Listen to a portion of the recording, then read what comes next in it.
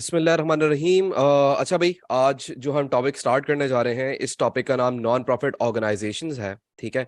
अच्छा, इस टॉपिक को कहीं कहीं क्लब अकाउंट्स भी कहा जाता है। ठीक है, इसके नीचे मैं उसका दूसरा नाम भी लिख देता हूँ। ठीक है, तो कभी कभी इसको हम क्लब अकाउंट्स भी कहते हैं, कभी कभी हम इसको नॉन प्रॉफिट ऑर्गेनाइजेशंस भी कहते हैं। बोथ आर सेम, दोनों के अंदर कोई खास फर्क नहीं है, दोनों सेम चीजें हैं। ठीक है। और स्टार्ट करते हैं टॉपिक को, देखते हैं टॉपिक के अंदर क्या सीन है। अच्छा यार,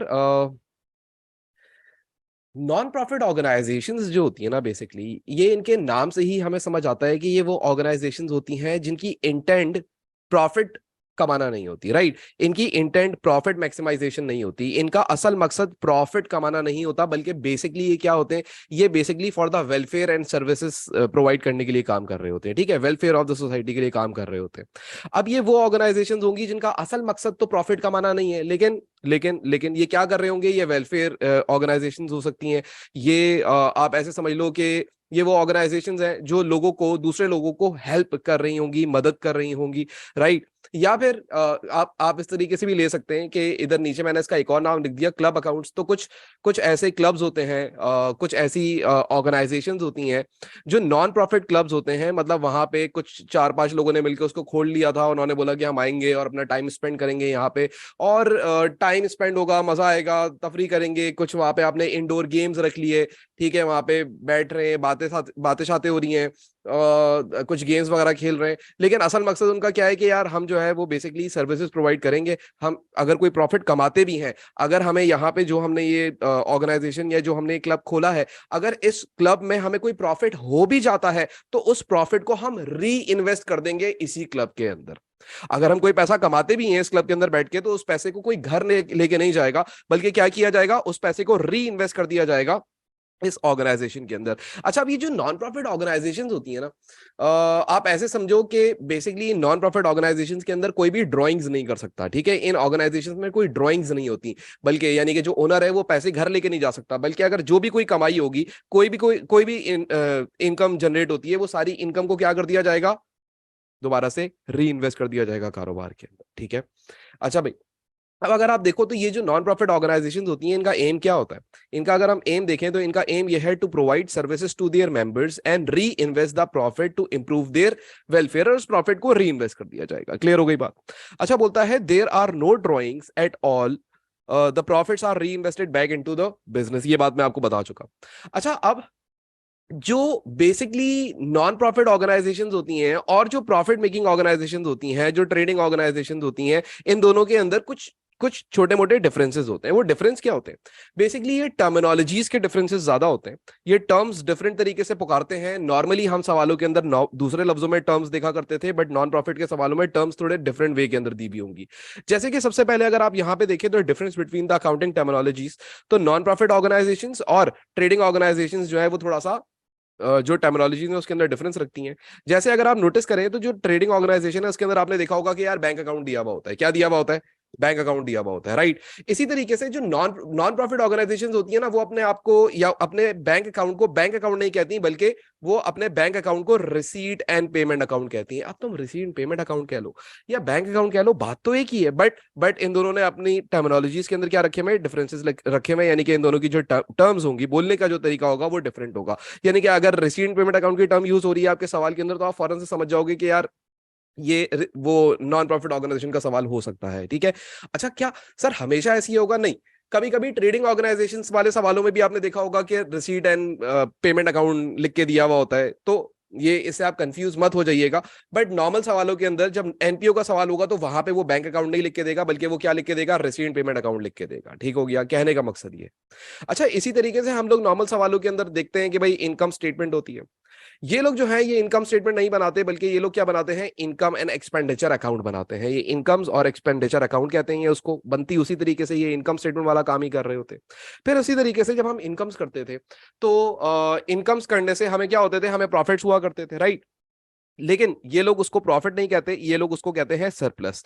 और हम जब नॉर्मल बिजनेस के अंदर लॉस किया करते थे तो हम उसे लॉस कहा करते थे, बट ये लोग लॉस नहीं कहते बल्कि ये लोग कहते हैं डेफिसिट। ठीक है, तो ये लोग प्रॉफिट के बजाय सरप्लस की टर्मिनोलॉजी यूज कर देंगे, ये लोग लॉसेस के बजाय डेफिसिट की टर्मिनोलॉजी यूज कर देंगे। इसी तरीके से हम लोग बोलते हैं कैपिटल, कैपिटल मतलब जो इन्वेस्टमेंट होती है, राइट, ओनर की इन्वेस्टमेंट, ये लोग उस इन्वेस्टमेंट को कहते हैं अक्यूमुलेटेड फंड। ये लोग क्या कहते हैं? Accumulated fund. और इसी तरीके से एक और चीज यहां पे लिखी हुई है जिसको हम कहते हैं बैलेंस शीट या एसओएफपी। तो ये लोग इसको बैलेंस शीट भी कभी कभी कह देते हैं और कभी कभी स्टेटमेंट ऑफ अफेयर्स भी कहते हैं। अच्छा, एक चीज यहां पे मिसिंग है तो मैं उसको यहां पे आपको लिखवा देता हूं। हम लोग अक्सर बनाते हैं अपनी इनकम स्टेटमेंट के अंदर trading account, trading account. Trading account आपको पता है ना क्या होता है? ट्रेडिंग अकाउंट जो हम लोग सेल से स्टार्ट करते हैं और ग्रॉस प्रॉफिट में लाके खत्म कर देते हैं, उसको हम ट्रेडिंग अकाउंट कहते हैं। ठीक हो गया? और जो सेल से स्टार्ट होकर नेट प्रॉफिट तक पहुंचता है उसको हम इनकम स्टेटमेंट कहते हैं। बात समझ आती है? ये बिजनेसेस जो होते हैं ना, जो नॉन प्रॉफिट ऑर्गेनाइजेशन होती हैं, ये लोग ट्रेडिंग अकाउंट नहीं कहते बल्कि ये लोग इस अकाउंट को कहते हैं रिफ्रेशमेंट, रिफ्रेशमेंट अकाउंट। ये लोग क्या कहते हैं? रिफ्रेशमेंट अकाउंट कहते हैं। ठीक हो गया? अच्छा, आगे बढ़ते हैं थोड़ा सा। आप लोग अभी इससे पहले जो टॉपिक पढ़ के आए ना, उस टॉपिक का नाम था सिंगल एंट्री, राइट? अच्छा, आप लोगों ने जो सिंगल एंट्री का टॉपिक पढ़ा था ना, सिंगल एंट्री के अंदर क्या होता था कि इन्फॉर्मेशन इनकम्प्लीट हुआ करती थी। आप उस इन्फॉर्मेशन को एक्सट्रैक्ट किया करते थे, सवाल में देखा करते थे, इन्फॉर्मेशन को ढूंढ के एक जगह कलेक्ट किया करते थे और अपनी फिर फाइनेंशियल स्टेटमेंट्स को प्रिपेयर किया करते थे। यही करते थे, राइट?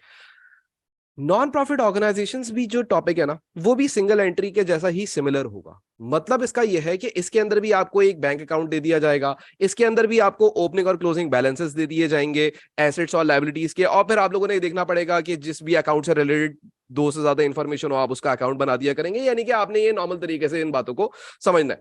यानी कि ये जो क्वेश्चन आएगा ना, ये जो एनपीओ का क्वेश्चन आएगा, ये similar to single entry type का क्वेश्चन होगा। जैसे कैलकुलेशंस आप सिंगल एंट्री में करते थे, जैसे वैल्यूज आप सिंगल एंट्री में फाइंड आउट किया करते थे, वैसे ही यहां पे आप लोग अपने इस टॉपिक के अंदर भी ये चीजें फाइंड आउट कर रहे होंगे उसी तरीके से। ठीक हो गया? अच्छा, अब कभी कभी एग्जामिनर ये सवाल आपसे पूछ लेता है, ये थ्योरेटिकल सवाल है, अक्सर मैंने देखा है, तो मैंने अपने नोट्स में ये ऐड कर दिया। Why are received payment account alone is unsatisfactory for club members? देखो, कहने का मकसद ये कि इस टॉपिक के अंदर वो आपको क्या बोलेगा, आप बना दो इनकम स्टेटमेंट, आप बना दो बैलेंस शीट, आपने ये सारे अपने फाइनल अकाउंट्स तो प्रिपेयर करने हैं। लेकिन लेकिन जब आपको बैंक अकाउंट नजर आ रहा है, जब आपको बैंक अकाउंट पता है कि आपके बिजनेस का बैंक अकाउंट के अंदर जितने भी पैसे आए और जितने भी पैसे गए, तो वो बैंक अकाउंट की एक समरी निकालो और वो बैंक स्टेटमेंट सारे जितने भी मेंबर्स हैं तुम्हारे ऑर्गेनाइजेशन के, उनको घरों पे भिजवा दो। तो सवाल ये उठता है कि वो सिर्फ बैंक स्टेटमेंट को देख के सेटिस्फाई क्यों नहीं होंगे? उनको आपके बिजनेस की इनकम स्टेटमेंट और बैलेंस शीट क्यों चाहिए, जबकि जबकि उनका कोई भी आपके बिजनेस के प्रॉफिट में इंटरेस्ट नहीं है, क्योंकि यहां से आप प्रॉफिट तो घर लेके जा ही नहीं सकते, राइट? तो उनको सीधा सीधा रिसीव्ड पेमेंट अकाउंट क्यों नहीं दिखा देते? इनकम स्टेटमेंट और बैलेंस शीट बनाने की जरूरत क्यों है? तो आप सुने जरा बात को गौर से। याद रखिएगा कि कुछ चीजें होती हैं, it is unsatisfactory because it does not show. कुछ चीजें होती हैं जो बैंक अकाउंट के अंदर रिफ्लेक्ट नहीं हो रही होती हैं। कुछ ऐसी चीजें होती हैं जो तुम्हें बैंक अकाउंट के अंदर नहीं दिख रही होती हैं, जैसे कि assets owned by the business. Business कितने एसेट्स ओन करता है, ये क्या बैंक अकाउंट में लिखा हुआ होगा? नहीं होगा। Liabilities owned by the business, business के ऊपर कितने उधार हैं इस टाइम पे, क्या ये बैंक अकाउंट के अंदर लिखा हुआ होगा? नहीं। सरप्लस या डेफिसिट, प्रॉफिट या लॉस कितना हुआ इस साल, क्या वो बैंक अकाउंट में लिखा होगा? नहीं। और इसी तरीके से आपकी फाइनेंशियल पोजीशन यहां पे बैंक अकाउंट नहीं बता रहा होता। बैंक अकाउंट तो आपको थ्रू आउट द ईयर जो पैसा क्या इनफ्लो हुआ और थ्रू आउट द ईयर जो पैसे का आउटफ्लो हुआ, सिर्फ इन दो चीजों के बारे में बताएगा। क्लियर हो गई बात? अच्छा भाई, अच्छा भाई, एक सवाल आया हुआ है कि सर नॉन प्रॉफिट ऑर्गेनाइजेशंस ये टर्म्स क्यों यूज करती हैं? ताकि ये अपने आप को डिफरेंशिएट कर सकें फ्रॉम ट्रेडिंग ऑर्गेनाइजेशंस। ठीक है, ये अपने आप को डिफरेंशिएट करने के लिए, ये अपने आप को अलग रखने के लिए ट्रेडिंग ऑर्गेनाइजेशन से, देखो इन दोनों का काम सेम है। एक क्लब खुला हुआ है जिसका काम है प्रॉफिट अर्न करना, और एक क्लब खुला हुआ है जिसका काम है सिर्फ सर्विसेज प्रोवाइड करना लोगों की बेटरमेंट के लिए, राइट? तो अब ये दोनों जो बिजनेस है ना, ये दो डिफरेंट कैटेगरी में आ गए। एक बिजनेस जो कि प्रॉफिट मेकिंग ऑर्गेनाइजेशन है और एक बिजनेस जो कि नॉन प्रॉफिट ऑर्गेनाइजेशन है। तो इन दोनों के अंदर आप इन दोनों के अकाउंट्स को देख के कैसे आइडेंटिफाई करोगे कि कौन सी ऑर्गेनाइजेशन प्रॉफिट मेकिंग है और कौन सी ऑर्गेनाइजेशन नॉन प्रॉफिट है? हाँ, तो अब इसके लिए आपको क्या करना पड़ेगा, डिफरेंट टर्मिनोलॉजीज लिखी हुई होंगी। ये जो नॉन प्रॉफिट ऑर्गेनाइजेशन है इसने डिफरेंट टर्म यूज करी हुई होंगी, प्रॉफिट के बजाय सरप्लस लिखा हुआ होगा, अगर लॉस किया तो डेफिसिट लिखा होगा, कैपिटल को अक्यूमुलेट फंड बोलते होंगे, बैंक अकाउंट को रिसीव पेमेंट बोलते होंगे, तो ये इसके लिए होता है। सही है, done. Sir do countries make non profit accounts? बेटा नॉन प्रॉफिट अकाउंट्स तो आप बनाओगे ना, अगर किसी का भी कोई इदारा है, भले वो सोल ट्रेडर है, क्योंकि हमारे पास जो भी सवाल आएंगे सोल ट्रेडर की बेसिस पे आएंगे, तो गवर्नमेंट की कोई आपके ऊपर ऑब्लिगेशन नहीं है, कि गवर्नमेंट ने नहीं बोला भाई, या स्टैंडर्ड नहीं बोलता कि आपको ये बनाना चाहिए, बट आप अपने लिए तो बनाओगे ना, अपनी कैलकुलेशन रखने के लिए कि भाई हमारा हिसाब किताब क्या चल रहा है, सही चल रहा है या बुरा चल रहा है। डन। जैसे कोई भी एग्जांपल ले लो यार, कोई profit making soul trader business होगा ना, तो वो अपने फाइनल अकाउंट्स जो है वो बनाए या नहीं बनाए उसे कोई पूछेगा नहीं, नहीं बनाएगा तो उसका अपना नुकसान है। हाँ, उसे खुद नहीं पता होगा उसकी बिजनेस की प्रॉफिटेबिलिटी कितनी है, वो कभी ओवर ड्रॉइंग्स कर जाएगा, अपने बिजनेस को लॉस की तरफ लेके जा सकता है, अपने बिजनेस की उसको लायबिलिटीज नहीं पता होंगी कितनी है, अपने बिजनेस के एसेट्स नहीं पता होंगे उसको कितने हैं। तो इस वजह से वो हमेशा जो सोल ट्रेडर बिजनेस होता है उसके ऊपर कोई कोई जबरदस्ती नहीं है कि तुम अपने फाइनल अकाउंट्स बनाओगे, बट वो फिर भी बनाता है। तो ऐसे ही नॉन प्रॉफिट ऑर्गेनाइजेशन के ऊपर भी कोई जबरदस्ती नहीं है अपने final accounts banana, income statement banana, balance sheet banana, but इनको बनाने पड़ते हैं। अच्छा, एक और चीज याद रखिएगा, जो नॉन प्रॉफिट ऑर्गेनाइजेशन होती है ना, इन्होंने किसी को प्रॉफिट देना है, ठीक है, जो पैसा कमाएंगे वो इन्होंने बिजनेस के अंदर री इन्वेस्ट कर देना है, उसके बाद इनको किसी को टैक्स भी नहीं देना, गवर्नमेंट को कोई टैक्स भी नहीं देना है इन्होंने। बात समझ आती है? यानी कि ये वो पैसा होगा जो बस आ रहा है और वापस ऑर्गेनाइजेशन की बेटरमेंट के अंदर लग रहा है। क्लियर हो गई बात? अच्छा भाई, अब आगे बढ़ते हैं। अब ये जो नॉन प्रॉफिट ऑर्गेनाइजेशन होती हैं, ये कमाई कैसे करती हैं, इनके कमाने का तरीका क्या है, ये कमाते कैसे, इनके पास पैसा कैसे आता है? जैसे ट्रेडिंग ऑर्गेनाइजेशन है, वो तो सेल्स करेगा, सामान बेचेगा और पैसे कमाएगा। हाँ, कोई भी गुड्स बेचेगा और पैसे कमाएगा। बट ये नॉन प्रॉफिट ऑर्गेनाइजेशंस तो सर्विसेज प्रोवाइड कर रही है ना, तो इनके पास पैसा कहां से आता होगा अपनी ऑर्गेनाइजेशन को चलाने के लिए? ये पैसे कहां से लेके आते होंगे अपनी ऑर्गेनाइजेशन को चलाने के लिए? तो आप देखिएगा यहां पे, अ क्लब में earn income, a club may earn income from either shop canteen owned by the club, whether trading activities take place, or from other sources such as subscription, events, such as matches and competition, etc. अब ये इसने बात क्या करी है, हम इसको break करके समझते हैं। देखो, जो इनकम्स होंगी ना, वो इस नॉन प्रॉफिट ऑर्गेनाइजेशन के अंदर दो तरीके से आ रही होंगी। एक, उन्होंने कोई छोटा मोटा कैफेटेरिया बनाया हुआ होगा, या कोई छोटी मोटी शॉप बनाई हुई होगी। जैसे कि लेट्स सपोज मैं आपको ऐसे एग्जांपल देता हूं कि यार भाई, मेरा एक क्लब है और वहां पे क्या करवाते हैं, हम स्विमिंग सिखाते हैं बच्चों को, ठीक है, बच्चे आते हैं और वहां पे आके स्विमिंग करते हैं। तो हमने क्या करा हुआ है, हमने एक छोटी सी साइड में शॉप लगाई हुई है, और उस शॉप के अंदर हम क्या करते हैं, स्विमिंग कॉस्ट्यूम्स बेचते हैं। हम क्या करते हैं, स्विमिंग कॉस्ट्यूम्स बेचते हैं। अब वो जो स्विमिंग कॉस्ट्यूम्स में बेच रहा हूँ, तो क्या वो पैसे नहीं देगा कस्टमर मुझसे खरीदने के? बिल्कुल पैसे देगा। तो क्या जो मेरी शॉप के अंदर वो पैसे देगा, तो मेरी शॉप की सेल्स बढ़ेंगी, और जब मेरी शॉप की सेल्स बढ़ेंगी तो जाहिर सी बात है मेरी शॉप प्रॉफिट भी कमा रही होगी। बात समझ आती है? लेकिन उस प्रॉफिट का किया जाएगा, उसको घर नहीं लेके जाएगा ओनर, बल्कि उसको क्या कर दिया जाएगा, री इन्वेस्ट कर दिया जाएगा। ऐसी शॉप की एक और एग्जांपल ले लो, या कैंटीन या कैफेटेरिया की एक और एग्जांपल ले लो। भाई, हम लोगों ने जो है वो एक क्लब बनाया, ठीक है, और उस क्लब के अंदर हम लोगों ने डिफरेंट इंडोर गेम्स रखे, और हमने साथ में क्या करा, एक छोटा सा कैफेटेरिया बना दिया। वहां पे क्या है कि हम भाई डिफरेंट फास्ट फूड्स, या फिर हम कोई नॉर्मल चिप्स वगैरह, ड्रिंक्स वगैरह हम वहां पे प्रोवाइड कर रहे हैं, स्मूदीज वगैरह हम वहां पे बेच रहे हैं। तो वो लोग आते हैं, एंजॉय करते हैं, वहां से सामान भी खरीदते हैं, और उस जो शॉप हमने वहां पे खोली हुई है, जो कैफेटेरिया हमने वहां पे बनाया हुआ है, उस कैफेटेरिया की सेल्स भी होती हैं। लेकिन वो कैफेटेरिया की जो सेल्स हैं, वो कैसे हो रही हैं? गुड्स को बेच के, ठीक है, गुड्स दे रहे हैं, गुड्स बेच रहे हैं, गुड्स बेच रहे हैं। लेकिन जब वो cafeteria at the and, year and, जो प्रॉफिट कमाएगा, उस प्रॉफिट का क्या करेगा, वापस री इन्वेस्ट कर देगा कारोबार के अंदर। ठीक है, बात समझ आती है? तो ये जो फ्रॉम शॉप लिखा हुआ है, ये मैंने आपको दो टाइप की एग्जांपल दे दी। एक मैंने आपको स्विमिंग पूल क्लब की एग्जांपल दे दी मैंने, और एक मैंने आपको एक नॉर्मल इंडोर गेम्स के किसी सेटअप की एग्जांपल दी। ठीक हो गया? अच्छा भाई, अब बेटा यही तो समझा रहा हूँ कि शॉप से जो पैसे आएंगे उसी से ही आप अपने मेंबर्स वगैरह को, या वहां पे जो लोग आपने काम करने के लिए रखे हुए हैं, या जो रेंट है, सैलरीज हैं, वो सारी कहां से पे करोगे? वो इन्हीं इन्हीं इनकम से तो पे कर रहे होगे ना। बात समझ आती है? अच्छा, अब इसी तरीके से कुछ और भी सोर्सेज होती हैं इनकम्स की। तो कुछ और सोर्सेज को अगर हम देखें, तो कुछ और सोर्सेज के अंदर सबसे पहले अगर आप देखें यहाँ पे, तो लिखा हुआ है सब्सक्रिप्शन फ्रॉम मेंबर्स। ये सब्सक्रिप्शन फ्रॉम मेंबर्स क्या होती है, ये थोड़ी सी इंपॉर्टेंट बात है, इसको समझिएगा सबसे पहले तो, क्योंकि इसका जो है वो एग्जामिनर हमेशा हमेशा आपसे क्या करेगा, एक टी अकाउंट बनाएगा। ठीक है? अच्छा, ये सब्सक्रिप्शंस क्या होती है? देखो यार, आपकी ऑर्गेनाइजेशन में मेंबर्स आते हैं, ठीक है, अब मेंबर जब आपकी ऑर्गेनाइजेशन के अंदर आते हैं, तो जाहिर सी बात है वो आपको कुछ ना कुछ पैसे तो देंगे। वहां पे आके आपकी जब सर्विसेज अवेल कर रहे हैं, वो वहां पे आके कुछ इंडोर गेम्स कर रहे हैं, या वहां पे आके स्विमिंग सीख रहे हैं, या वॉट एवर, किसी भी चीज का आपने क्लब बनाया हुआ है, तो क्या वो वहां पे आके कोई पैसे नहीं देंगे? बिल्कुल देंगे। होंगे, वो लोग बेसिकली क्या देते हैं, वो लोग सब्सक्रिप्शन पे करते हैं। क्या पे करते हैं? सब्सक्रिप्शन। अभी जो सब्सक्रिप्शन दी जाती है ना, ये एनुअल बेसिस पे दी जाती है, यानी कि मेंबर आया, मेंबर से हमने एक साथ पैसे ले लिए, लेट सपोज 10,000 रुपए ले लिए, हमने बोला भाई आपके ये 10,000 रुपए हमने आपसे ले लिए, ठीक है। अब ये जो 10,000 रुपए पूरे साल में आपके चलेंगे, फिर जब नेक्स्ट ईयर शुरू होगा आप फिर से दोबारा से 10,000 रुपए जमा करवा देना, तो उस 10,000 रुपए की मैं क्या बोलूंगा, मेरी इनकम जनरेट हो गई। डन।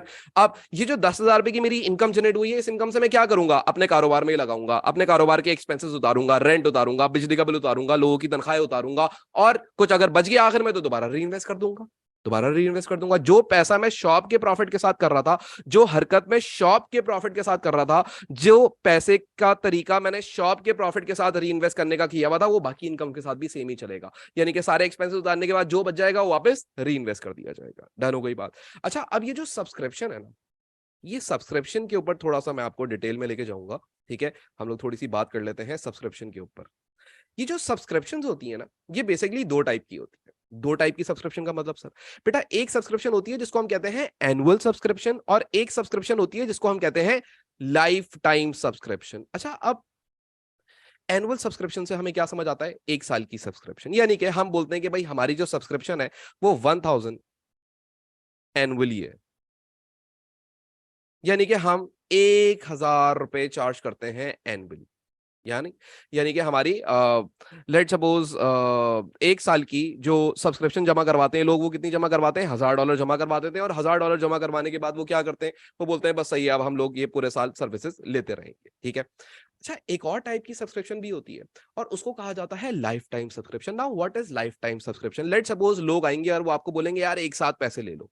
एक साथ पैसे लेने का मतलब क्या है कि भाई लेट सपोज उसने आपको जमा करवा दिए $10,000। कितने जमा करवा दिए? $10,000 फॉर 10 years। कितने सालों के जमा करवा दिए? 10 सालों के $10,000 जमा करवा दिए। अब अगर मैं तुम लोगों से पूछूं, मैं अगर तुम लोगों से सवाल पूछूं कि एक्चुअल में what does what does lifetime subscription means to you, आपकी क्या अंडरस्टैंडिंग है, लाइफ टाइम सब्सक्रिप्शन से क्या समझ आता है आपको? सोचे, और आप मुझे सिर्फ एक वन लाइनर सब लोग लिख के बताएंगे कि लाइफ टाइम सब्सक्रिप्शन से क्या समझ आता है। देखो मैंने बताया एनुअल सब्सक्रिप्शन। एनुअल सब्सक्रिप्शन का मतलब क्या है कि एक मेंबर आएगा और वो आपको आगे कितने पैसे देके चला जाएगा, एनुअली $1,000, फिर अगले साल 1,000, फिर अगले साल 1,000। लेकिन अगर एक मेंबर आता है और वो आपको बोलता है कि भाई मुझे लाइफ टाइम मेंबरशिप चाहिए, तो इसका मतलब वो आपको कितने पैसे देके जा रहा है, $10,000 देके जा रहा है। कितने पैसे देके जा रहा है? 10,000। तो what do you understand by life time subscription? आपको क्या समझ आता है, पहले आपकी अंडरस्टैंडिंग समझनी चाहिए। लाइफ टाइम से क्या मुराद है, लाइफ टाइम का क्या मतलब है? अगर हम लाइफ टाइम के बारे में बात करें तो लाइफ टाइम का क्या मतलब है, तुम लोग बताओ मुझे। लाइफ टाइम का मतलब बताओ। चलो अब तक तो बता देना चाहिए था, लाइफ टाइम का मतलब आपको क्या समझ आता है? It will last long sir, you are paying once to avail services for long period of time, subscription till the person is alive. भाई अंदर क्या हो गया बेटा, हमेशा के लिए? अच्छा, चलो मैं आपको पहले ये लाइफ टाइम का कॉन्सेप्ट क्लियर कर देता हूँ, फिर हम आगे बढ़ते हैं। देखो ऐसा नहीं होता। फर्ज करो, देखो यार, मैं एक ऐसी एग्जांपल देता हूँ। लेट्स सपोज ये एक पंखा है, ठीक है, और ये जो पंखा है, ये जो फैन आपके पास लगा हुआ है, ये जब आप शॉप पे खरीदने जाते हो तो वो बोलता है भाई इसकी लाइफ टाइम गारंटी है। अब ये लाइफ टाइम गारंटी का मतलब क्या है कि मैं जब तक जिंदा हूं क्या ये पंखा तब तक चलेगा? इसका मतलब ये हो गया। आपके दिमाग में क्या ऐसा आ रहा है कि जो पंखा है इसकी जब लाइफ टाइम गारंटी दी है तो जिंदगी में कभी भी खराब होगा मैं उसे ले जाके और उससे वापस चेंज करा लूंगा? देखो बेसिकली वो आपकी लाइफ के बारे में नहीं बात कर रहा।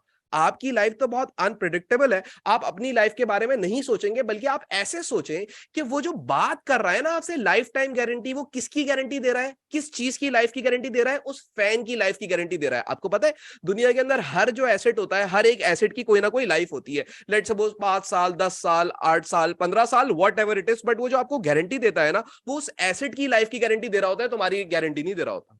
भाई तुम चाचा जी गए पंखा लेने के लिए, सही है, 1 महीने बाद पता लगा कि खाली पंखा चल रहा है, चाचा जी तो मौजूद नहीं है। तो इसका मतलब क्या हो गया, उसने तो लाइफ टाइम गारंटी दी थी। भाई चाचा जी की लाइफ की नहीं गारंटी दी हुई थी उसने।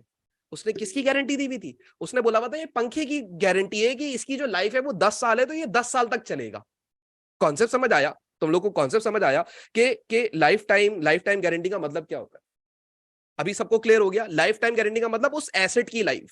लेट सपोज मैं आपको बोलता हूं कि यार ये मेरा लैपटॉप है, अब इसकी लाइफ कितनी है? इसकी लाइफ है लेट सपोज 3 साल, ठीक है। अब अगर इसकी लाइफ 3 साल है तो इसका मतलब अच्छा, इसका मतलब कि भाई 3 साल तक ये कोई प्रॉब्लम नहीं करेगा, अगर 3 साल तक खराब हुआ तो कंपनी इसकी जिम्मेदारी लेती है, लेकिन अगर 3 साल बाद खराब हो जाता है तो कंपनी बोलेगी नहीं, हमने इसकी लाइफ कितनी बताई है, 3 साल की लाइफ है, 3 साल चल गया, बहुत हो, डन हो गई बात, क्लियर है, डन। अब मुझे बताओ कि आपको लाइफ टाइम सब्सक्रिप्शन का मतलब पहले समझ आया, या लाइफ टाइम गारंटी का मतलब समझ आया? पहले लाइफ टाइम गारंटी किस चीज को कहा जाता है?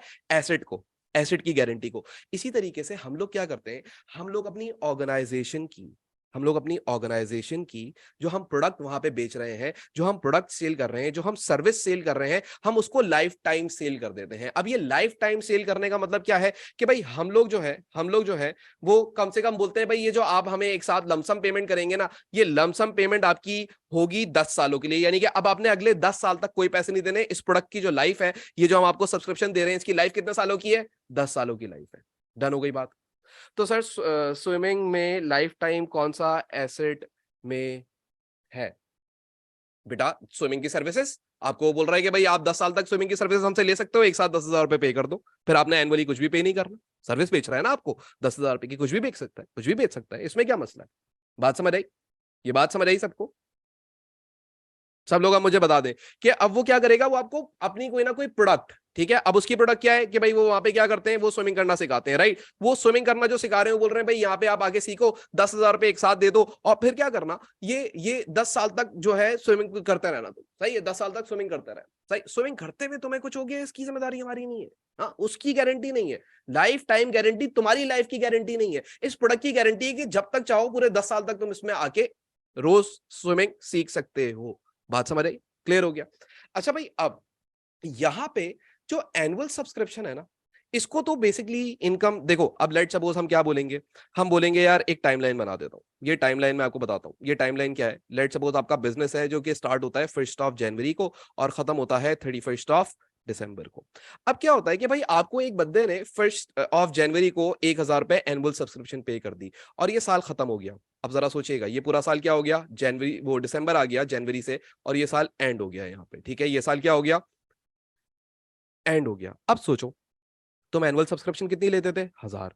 क्या तुमने उसको पूरे साल 1,000 रुपए में सर्विसेज प्रोवाइड कर दी? हाँ सर, हमने पूरी सर्विसेज प्रोवाइड कर दी। इसका मतलब क्या ये 1,000 रुपए तुमने कमा लिए हैं? हाँ सर, हमने जब उसको सर्विसेज दे दी, हमने जब उसको जो जो जिस चीज के हमने पैसे लिए थे, वो काम हमने उसको करके दे दिया, तो इसका मतलब ये पैसे अब मैंने अर्न कर लिए, ये पैसे मैंने क्या कर लिए, कमा लिए, ये ऑर्गेनाइजेशन ने पैसे क्या कर लिए, कमा लिए। तो वो इस 1,000 रुपए को पता है क्या बोलेंगे, वो इस 1,000 रुपए को बोलेंगे कि ये हमारे बिजनेस की क्या है, इनकम है। ये हमारे बिजनेस की क्या है, इनकम है। क्या है, इनकम है। बात समझ आती है? लेकिन ऑन दी अदर हैंड, अब जरा सुनिएगा, दूसरी वाली बात बड़ी डिफरेंट है, दूसरी वाली बात बड़ी डिफरेंट है। इधर भी मैं एक टाइमलाइन बना के ही आपको समझाता हूं। आपको पता है मेरा समझाने का तरीका बड़ा बेसिक सा होता है कि यार मैं इसको बड़ा आसान रख के समझाने की कोशिश करूंगा, जरा दिमाग खोल के समझिएगा इस बात को। लेट सपोज एक बंदा मेरे पास आता है 1 जनवरी को, ये मेरी ओपनिंग डेट है, January 1, ठीक है, 1 जनवरी, और ये मेरी ओपनिंग डेट है, और यहाँ पे 31 दिसंबर मेरी क्लोजिंग डेट है। एक बंदा मेरे पास आता है, और वो बंदा मेरे पास आके इस दिन पैसे जमा करवा देता है 10,000, और वो बोलता है कि ये लाइफ टाइम सब्सक्रिप्शन है। ये कौन सी सब्सक्रिप्शन है? Life time. और यहां पे उसने जो जमा करवाई थी बंदे ने, वो क्या जमा करवाई थी?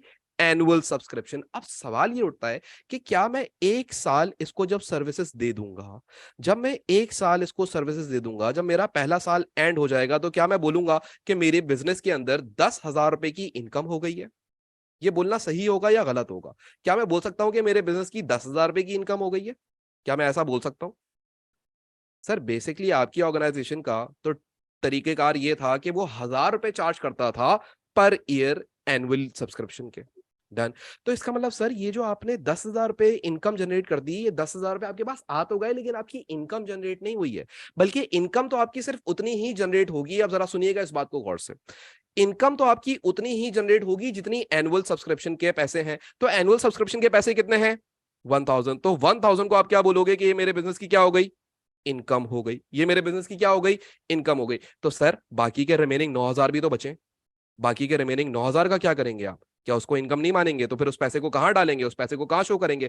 तो सोचो, क्या ये जो एक्स्ट्रा 9,000 रुपए मेरे पास अभी पड़े हुए, ये अगले 10 सालों में जाके मेरी इनकम में कन्वर्ट होंगे? अगले 10 सालों के अंदर मेरे ये पैसे जाके मैं कमाऊंगा। आज मिल तो गए हैं, लेकिन ये अर्न कब करूंगा? आज मैंने रिसीव कर लिया पैसा, ये पैसा मेरे पास एडवांस में तो आ गया है, ये पैसा मेरे पास एडवांस में 10,000 रुपए पड़ा हुआ तो है, लेकिन क्या मैं इस 10,000 रुपए को इसी साल इनकम मान लूं? नहीं, इस साल में सिर्फ उतनी इनकम मानूंगा जितनी मेरी एनुअल सब्सक्रिप्शन होती थी, और मेरी एनुअल सब्सक्रिप्शन कितनी होती थी? It was $1,000। तो बाकी के 9,000 का क्या किया जाएगा? बेटा कुछ भी नहीं, बाकी के 9,000 को मान लिया जाएगा कि आपके बिजनेस की क्या है? लायबिलिटी। सर कौन सी लायबिलिटी, शॉर्ट टर्म या लॉन्ग टर्म? बेटा अगले 10 सालों की बात हो रही है, लॉन्ग टर्म। ठीक है, समझ गए। सर इसको थोड़ा सा मजीद एक्सप्लेन कर दें, ये वाली बात को, खाली एनुअल वाली समझ आ गई, सीधा सीधा आता है, इस साल का पैसा आता है, इस साल की सब्सक्रिप्शन में जमा हो जाता है, आप इनकम मान लेते हो। इस बात को थोड़ा सा और समझाते हैं। अब मैं आपको इस बात को एक और तरीके से समझाता हूँ। लेट्स सपोज मैं आपको बोलता हूँ कि भाई यहाँ पे हमारा अकाउंटिंग ईयर हम लिखते हैं, ठीक है, ये ईयर 0 है, 1, 2, 3, 4, 5। 5 सालों को समझा दूंगा, बाकी के 5 सालों को आपको समझ आ जाएगा। अब जरा सुनिए, ईयर 0 को कहा जाता है आज के दिन। आज मेरे पास सब्सक्रिप्शन आती है कितने की? 10,000। ठीक है, ये सब्सक्रिप्शन 10,000 की आई, तो दिस इज वेरी ऑब्वियस कि एक मेंबर ने 10,000 रुपए जमा करवाए, तो this is life time subscription. ये कौन सी सब्सक्रिप्शन है? Life time subscription. जैसे ही एक साल कंप्लीट होगा, जैसे ही एक साल कंप्लीट होगा, तो इस 10,000 रुपए में से मैं 1,000 रुपए अपनी इनकम मान लूंगा। इस 10,000 रुपए में से 1,000 रुपए, या चलो नीचे लिखते हैं, इधर लिखते हैं इनकम। इस 10,000 रुपए में से 1,000 रुपए मैं क्या मान लूंगा? मेरी क्या हो गई? इनकम। तो बाकी के 9,000 लायबिलिटी। देखो कितना बेसिक सा लग रहा है अब आपको इसको देखने में।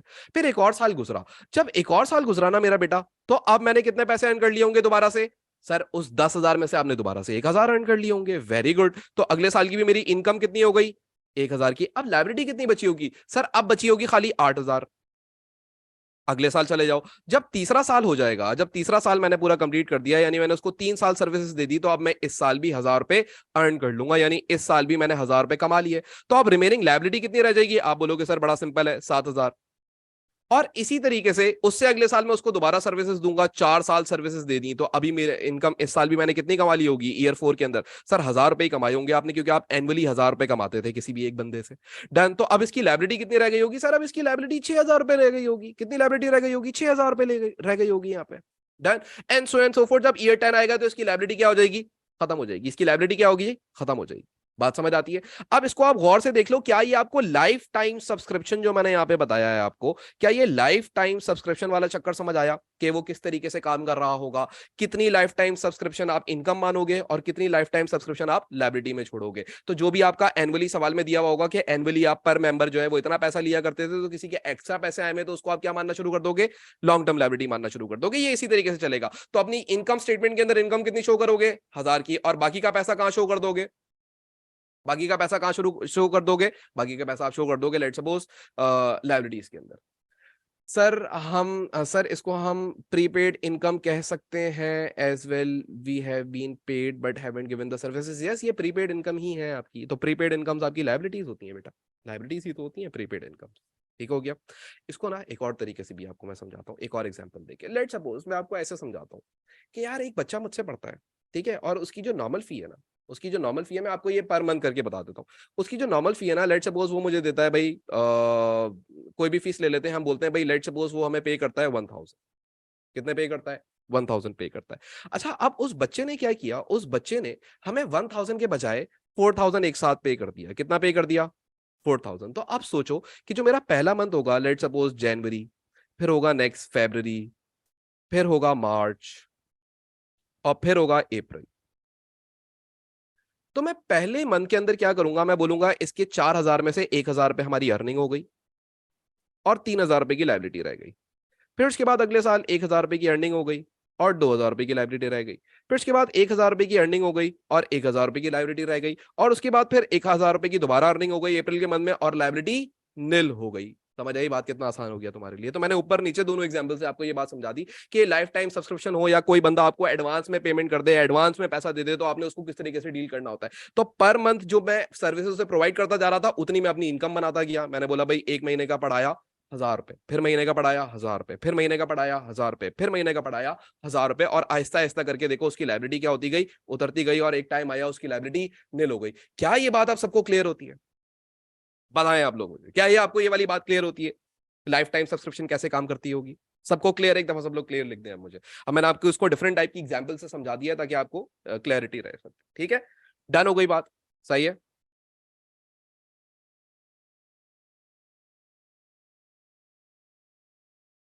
ठीक है, ठीक है। आगे बात सुनते हैं। फिर अभी हम आगे जाके सब्सक्रिप्शन के अकाउंट्स वगैरह देखेंगे, वो आगे की बात है। अच्छा, अब इसी तरीके से एक और टाइप की भी इनकम आपके बिजनेस में जनरेट हो सकती है, और उसको हम कहते हैं डोनेशंस। उसको हम क्या कहते हैं? डोनेशंस। अब ये डोनेशंस क्या होती है भाई? कोई बंदा आके डोनेशन करके चला जाए। लेकिन याद रखिएगा, जो डोनेशंस होती है ना, ये डोनेशंस दो टाइप की होती है। ठीक है, ये जो डोनेशंस होती है ना, ये दो टाइप की होती हैं। अब जरा सुनिएगा बात को गौर से। जो भी आपका क्लब होता है ना, जो उसके अंदर आपको डोनेशंस मिलेंगी, ये दो बातें ही है, सब्सक्रिप्शन और डोनेशन। बस आपको ये समझ आ गई, बाकी सब बड़ा सीधा सीधा है। बोलता है amount receive by a club which the club doesn't have to pay back, example legacy, grants, donations. ठीक है। अच्छा, अब ये लेगेसी हो गया, ग्रांट्स हो गया, डोनेशंस हो गया। अब डोनेशंस जो होती है ना, हम अभी डोनेशंस के बारे में बात कर रहे हैं। डोनेशंस का मतलब होता है, दो टाइप की डोनेशंस हैं। एक डोनेशन को कहा जाता है जनरल डोनेशन, और एक को कहा जाता है स्पेसिफिक डोनेशन। आपका ये बैंक अकाउंट है, आपका ये बैंक अकाउंट है। ठीक है। अब ये देखो, ये रिसीट पेमेंट अकाउंट, मैं इसको बोल सकता हूँ रिसीट एंड पेमेंट अकाउंट। ठीक है। यहां पे मेरे पास कुछ डोनेशंस आई 1000 रुपए की, डोनेशंस। अब ये जो डोनेशंस आई है ना, ये दो टाइप की हो सकती हैं। या तो ये जनरल डोनेशन हो सकती हैं,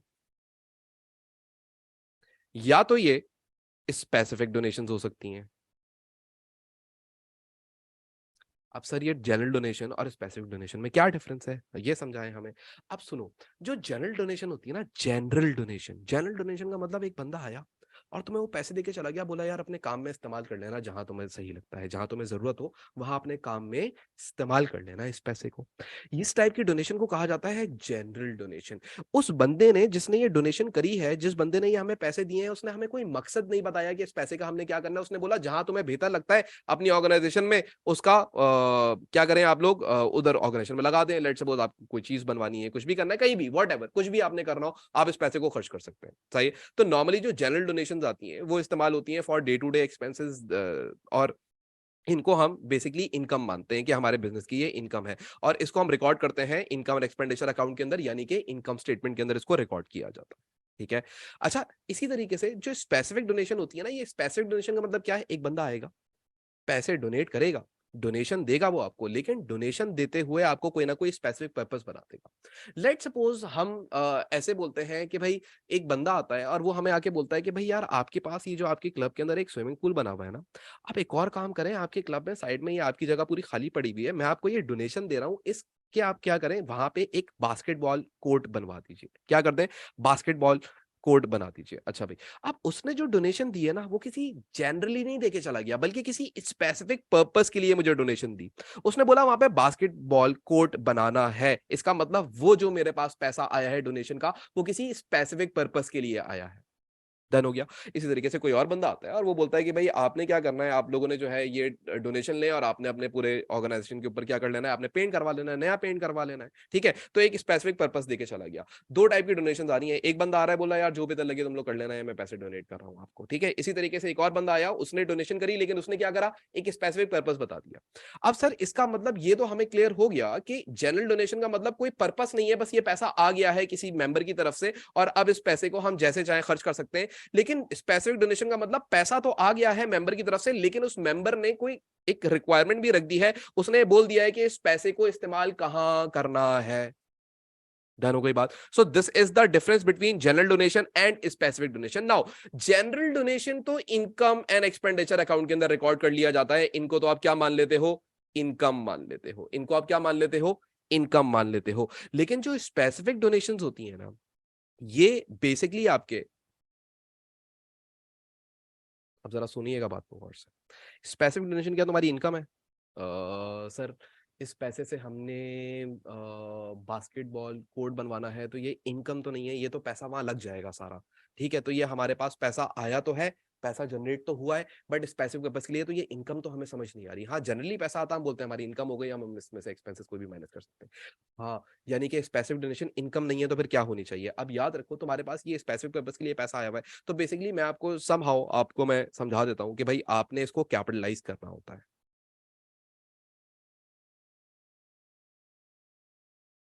क्या करना होता है? कैपिटलाइज करना होता है। यानी कि जो आपका जो कैपिटल का सेक्शन होगा ना, जो आपके बिजनेस का कैपिटल का सेक्शन होगा ना, उसके अंदर ले जाके इसको रिकॉर्ड कर लोगे। कहाँ रिकॉर्ड कर लोगे? कैपिटल के सेक्शन के अंदर। अब सर कैपिटल के सेक्शन में क्या होता है बेटा? इक्विटी, कैपिटल एंड लायबिलिटीज होता है, वहां पे आप कहीं पे भी इसको रिकॉर्ड कर सकते हैं, कोई मसला नहीं। लेकिन सबसे बेहतर ये होता है कैपिटल के बिल्कुल नीचे आप स्पेसिफिक डोनेशन को मेंशन करते हैं। ठीक हो गया? यानी कि इक्विटी एंड लायबिलिटीज के सेक्शन के अंदर इसको ले जाके हमने रिकॉर्ड कर देना होगा। ठीक हो गया? अच्छा भाई ठीक है सर, तो इसका मतलब हम इसको इनकम नहीं मानेंगे, और ये जब भी स्पेसिफिक डोनेशन आएगी तो हमने इसको कैपिटल के सेक्शन के अंदर ले जाके लिख देना है इसको इनकम, यानी कि इनकम स्टेटमेंट में रिकॉर्ड नहीं करेंगे। ठीक है सर, इतनी बात समझ आती है। लेकिन सर सवाल ये उठता है कि अगर बैंक अकाउंट के अंदर डोनेशन लिखा हुआ है, तो हमें ये कैसे पता लगेगा कि ये जनरल डोनेशन है या स्पेसिफिक डोनेशन है? क्योंकि दोनों की ट्रीटमेंट डिफरेंट है।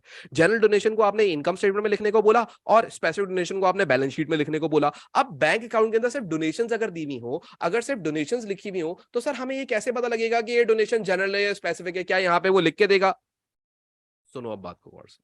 अगर एग्जामिनर ने सिर्फ डोनेशंस लिखा हुआ है, अगर एग्जामिनर ने क्वेश्चन के अंदर सिर्फ डोनेशंस लिखा हुआ है, अब ये पॉइंटर है, ये याद रखना है, पेपर में आपको काम आएंगे, पास पेपर में का। अगर एग्जामिनर ने सिर्फ डोनेशंस लिखा हुआ है, तो डोनेशंस को आपने as a general donation treat कर लेना है।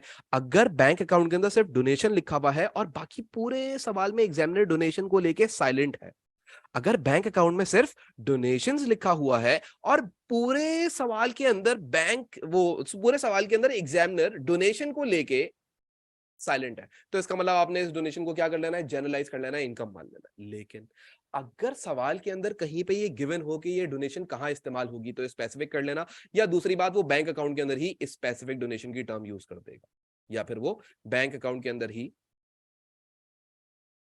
डोनेशन की टर्म यूज करके लिख देगा। तो अगर बैंक अकाउंट में स्पेसिफिक डोनेशन की टर्म यूज है, इसका मतलब आप समझ जाओगे इसको कैपिटलाइज करना है। लेकिन इसी तरीके से अगर सिर्फ डोनेशन लिखा हुआ है पूरे सवाल में, एग्जामिनर साइलेंट है, तो फिर आप क्या मानोगे? फिर आप ये बोलोगे कि हाँ सही है, ये जनरल डोनेशन है। General donation are recorded in the incomes of the business, इसको हम जनरल डोनेशन को हम इनकम्स में रिकॉर्ड करेंगे, वेयर एज जो हमारी स्पेसिफिक डोनेशन होगी उसको हम कैपिटलाइज करेंगे, यानी कि कैपिटल के सेक्शन के अंदर रिकॉर्ड करेंगे। ठीक हो गया सर? तो सर ओनर को नॉन प्रॉफिट ऑर्गेनाइजेशन से क्या फायदा होता है बेटा? सेटिस्फेक्शन मिलती है। कभी कभी नेक काम जब आप करते हो ना, आपको एक सेटिस्फेक्शन भी तो मिलती है ना। जरूरी थोड़ी थोड़ी है कि जिंदगी के अंदर जो है आप लोग जो है वो सिर्फ पैसे ही कमाए। देखो मेरी बात याद रखना, ये एक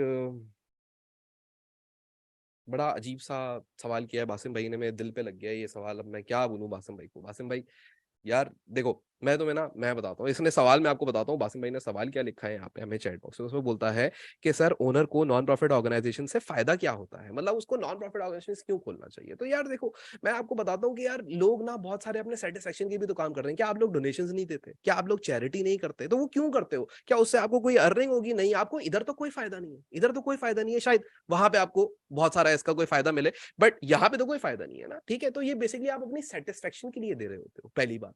दूसरी बात यार देखो, पैसा कमाना ना कौन सा मुश्किल काम है? पैसा कमाना तो कोई मुश्किल काम है ही नहीं। बेसिकली इस दुनिया के अंदर सबसे मुश्किल काम इज्जत कमाना है। तो बेसिकली बहुत सारे लोग अपनी इज्जत कमाने के लिए, इज्जत बनाने के लिए इस टाइप के काम कर रहे होते हैं। बात समझ आती है? तो पैसा पैसा पैसा जो है वो कमाना कोई मुश्किल काम नहीं है। पैसा कमाना is very easy thing, right? जो इज्जत कमाना है ना, वो सबके बस की बात नहीं होती। सही है? खैर, हाँ आगे बढ़ते हैं। सही है? हाँ ऐसे भी बोल सकते हैं, ऐसे ही बोल सकते हैं। सही। एक बच्चे ने लिखा money is equal to happiness. हाँ बेटा, money is equal to happiness, but आप अपनी मनी अगर किसी और को भी देते हो ना, तो वो भी एक हैप्पीनेस ही है ना। ठीक है, वो भी तो एक खुशी है ना। ठीक है। अच्छा भाई, तो अब ये जो स्पेसिफिक डोनेशन होती है ना, ये for capital expenditure purpose, build ground, तो ये बेसिकली ये किस काम के लिए आती है? किसी ना किसी कैपिटल एक्सपेंडिचर पर्पस के लिए आती है। कोई ना कोई इन्वेस्टमेंट आप इस पैसे से कर देते हो। ठीक है। Treated as liabilities special funds, यानी कि बेसिकली ये इक्विटी एंड लाइबिलिटीज के सेक्शन के अंदर इसको रिकॉर्ड कर दिया जाता है। और ये जो स्पेसिफिक डोनेशन होती हैं, ये पार्ट ऑफ बैलेंस शीट होती है, स्टेटमेंट ऑफ फाइनेंशियल पोजीशन होती है, स्टेटमेंट ऑफ अफेयर्स होती है। क्लियर हो गया बात? सर बात समझ आई सबको? ये वाली बात समझ आ गई है? यानी कि जो डोनेशंस है, डोनेशंस के बारे में हम लोगों ने क्या पढ़ा कि डोनेशंस दो टाइप की होंगी, या तो जनरल होंगी या स्पेसिफिक होंगी। कि अगर जनरल डोनेशन है तो इनकम मान लिया जाएगा, स्पेसिफिक डोनेशन होगी तो फिर बैलेंस शीट के अंदर रिकॉर्ड कर दिया जाएगा, कैपिटल के सेक्शन के अंदर ले जाके। सिंपल सी बात है, इतनी सिंपल सी बात है।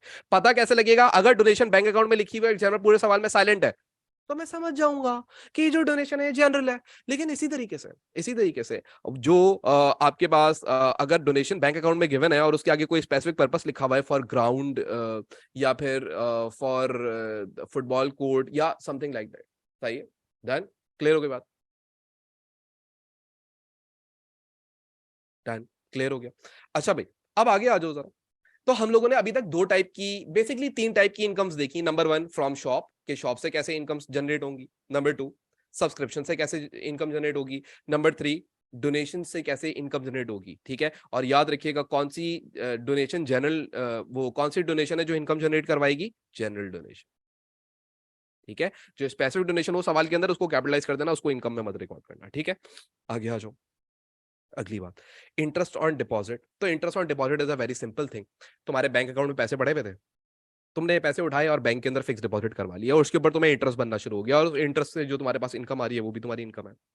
इसी तरीके से gain on surplus non current asset, कभी कभी गेन ऑन डिस्पोजल, यानी कि गेन ऑन, जब आप sale of non current asset करते हो, जब आप कोई नॉन करेंट एसेट बेच देते हो तो उसके ऊपर कोई ना कोई गेन भी हो सकता है। तो जब आपके पास गेन हो सकता है तो उस गेन को भी आप इनकम मान लेंगे। आप लेट सपोज मैं बोलता हूं मेरे पास एक सरप्लस एसेट पड़ा हुआ है। सरप्लस एसेट का मतलब क्या है, हम ऐसे बोल देते हैं भाई हमारे पास एक एक्स्ट्रा एसेट पड़ा हुआ है, हमारे यूज में नहीं है, राइट, हमारे हमारे किसी इस्तेमाल के अंदर नहीं पड़ा हुआ। हमने क्या किया, हमने उसको उठाया और बेच दिया। हमने देखा भाई उसको बेचने में हमें कुछ गेन ऑन डिस्पोजल हो रहा है, तो वो जो गेन ऑन डिस्पोजल है हम उसको इनकम ट्रीट कर लेंगे। डन। इसी तरीके से एक और चीज लिखी हुई है लेगेसी। ये लेगेसी क्या होती है, लेगेसी का मतलब कोई ना कोई बंदा अपनी विल में लिख के चला जाए कि भाई मेरे जाने के बाद आपने इधर इदारे को, इस इदारे को ये पैसे डोनेट कर देने, फिर उनकी मर्जी होती है वो जैसे इस पैसे को इस्तेमाल करें। तो ये लेगेसी भी आपके बिजनेस के लिए इनकम्स होती हैं। और फिर इसी तरीके से कुछ आप इवेंट्स वगैरह करवा लेते हो तो इवेंट्स करवाने से, कंपटीशन करवाने से भी क्या हो जाती है, इनकम्स जनरेट होना शुरू हो जाती है। लेट सपोज मैं कोई कॉन्सर्ट करवा देता हूँ, तो कॉन्सर्ट करवाने से टिकट्स बिकेंगे, टिकट बिकेंगे तो इनकम जनरेट होगी। डन। इसी तरीके से मैं कोई क्रिकेट मैच करवा देता हूं तो क्रिकेट मैच करवाने से भी टिकट्स बिकेंगे, तो वो होगी क्या कहते हैं अपना, क्या कहते हैं यार, इनकम जनरेट होगी। इसी तरीके से मैं कोई छोटा मोटा स्विमिंग का, जैसे मैंने आपको एग्जांपल दी थी, मैं भाई स्विमिंग का एक कंपटीशन करवाता हूँ छोटे बच्चों का, कि भाई 5 से 8 साल के बच्चों का एक कंपटीशन है, छोटे बच्चों का कंपटीशन है, जो भी जीतेगा उसको हम प्राइजेस गिफ्ट्स वगैरह देंगे। ठीक हो गया। तो वो जो कंपटीशन करवाएंगे उसके भी क्या होंगे, लोग आएंगे देखने के लिए, टिकट्स बिकेंगे और हम उससे क्या कर लेंगे, अपनी अर्निंग्स कर जाएंगे। तो कुछ डिफरेंट इवेंट्स करवा के भी आप लोग क्या कर सकते हैं, अपनी ऑर्गेनाइजेशन के अंदर इनकम्स को जनरेट कर सकते हैं। और याद रखिएगा ये जितनी भी इनकम्स इस साइड पे लिखी हुई है, जिनको हम अदर इनकम्स बोल रहे हैं, जिनको हम अदर इनकम्स बोल रहे हैं, ये सारी की सारी इनकम्स कहां रिकॉर्ड करेंगे, इनकम और एक्सपेंडिचर अकाउंट के अंदर, यानी कि इनकम स्टेटमेंट के अंदर। तो सर ये शॉप की इनकम कहां रिकॉर्ड करेंगे, बेटा शॉप की इनकम जो है ना वो आपने रिकॉर्ड करनी है, वो बेसिकली रिकॉर्ड तो होती है इनकम और एक्सपेंडिचर अकाउंट के अंदर, ये रिकॉर्ड तो एट दी एंड इनकम और एक्सपेंडिचर अकाउंट के अंदर ही होगी। लेकिन जो शॉप की इनकम होती है ना उसको कैलकुलेट करने के लिए आप पहले क्या करोगे, रिफ्रेशमेंट अकाउंट बनाओगे और उसके बाद फिर उसको इनकम स्टेटमेंट में ट्रांसफर कर दोगे। सर ये रिफ्रेशमेंट अकाउंट क्या होता है, बेटा रिफ्रेशमेंट अकाउंट जो होता है ना, इसको हम लोगों ने अभी थोड़ी देर पहले पढ़ा था ट्रेडिंग अकाउंट, ट्रेडिंग अकाउंट। अब मेरा बेटा ये रिफ्रेशमेंट अकाउंट हो गया है, ट्रेडिंग अकाउंट हो गया, इसका मतलब क्या है, अब जरा सुनो। देखो यार ये ट्रेडिंग अकाउंट बनता बड़े सिंपल तरीके से। सबसे पहले आप लिखोगे भाई सेल्स, जो भी आपने सामान बेचा, तो ये आप लोग अब तक बनाते आए हो। फिर आप लिखोगे कॉस्ट ऑफ सेल्स और पहले आ जाएगी ओपनिंग इन्वेंट्री, तो ओपनिंग इन्वेंट्री आ जाएगी, फिर आ जाएंगी परचेजेस। ठीक है, फिर उसके बाद आप इसमें से क्लोजिंग इन्वेंट्री माइनस कर देंगे। सर ये तो वही इनकम स्टेटमेंट बन रही है, हाँ बेटा, तो और थोड़ी कुछ बनेगा। ट्रेडिंग सेक्शन जो होता है वो ग्रॉस प्रॉफिट तक तो होता है। ठीक है, अच्छा भाई, फिर उसके बाद आपके पास ग्रॉस प्रॉफिट आ जाएगा, ग्रॉस प्रॉफिट। ठीक हो गया। अब अगर तुम्हारी इस शॉप के अंदर कोई खर्चा आया है, जैसे कि शॉप के अंदर कोई बंदा काम करता था उसकी तनख्वाह आ गई, ठीक है, एक्सपेंस एसोसिएटेड या रिलेटेड टू, जगह कम है मेरे पास यहाँ पे, रिलेटेड टू शॉप। और अगर कोई एक्सपेंसेस होंगे ना जो शॉप से रिलेट कर रहे होंगे, खाली शॉप से, जैसे कि सर एग्जांपल दे दें, शॉप में जो बंदा काम कर रहा है उसकी तनख्वाह, शॉप में कोई एसेट रखा हुआ था जिसकी डेप्रिसिएशन, बात समझ आती है, या फिर शॉप का कोई रेंट वेंट आ गया हो, बात समझ आती है, तो ये सारे आप यहाँ पे रिकॉर्ड करेंगे। वो सारे एक्सपेंसेस और माइनस करने के बाद आपके पास आ जाएगा प्रॉफिट फ्रॉम रिफ्रेशमेंट।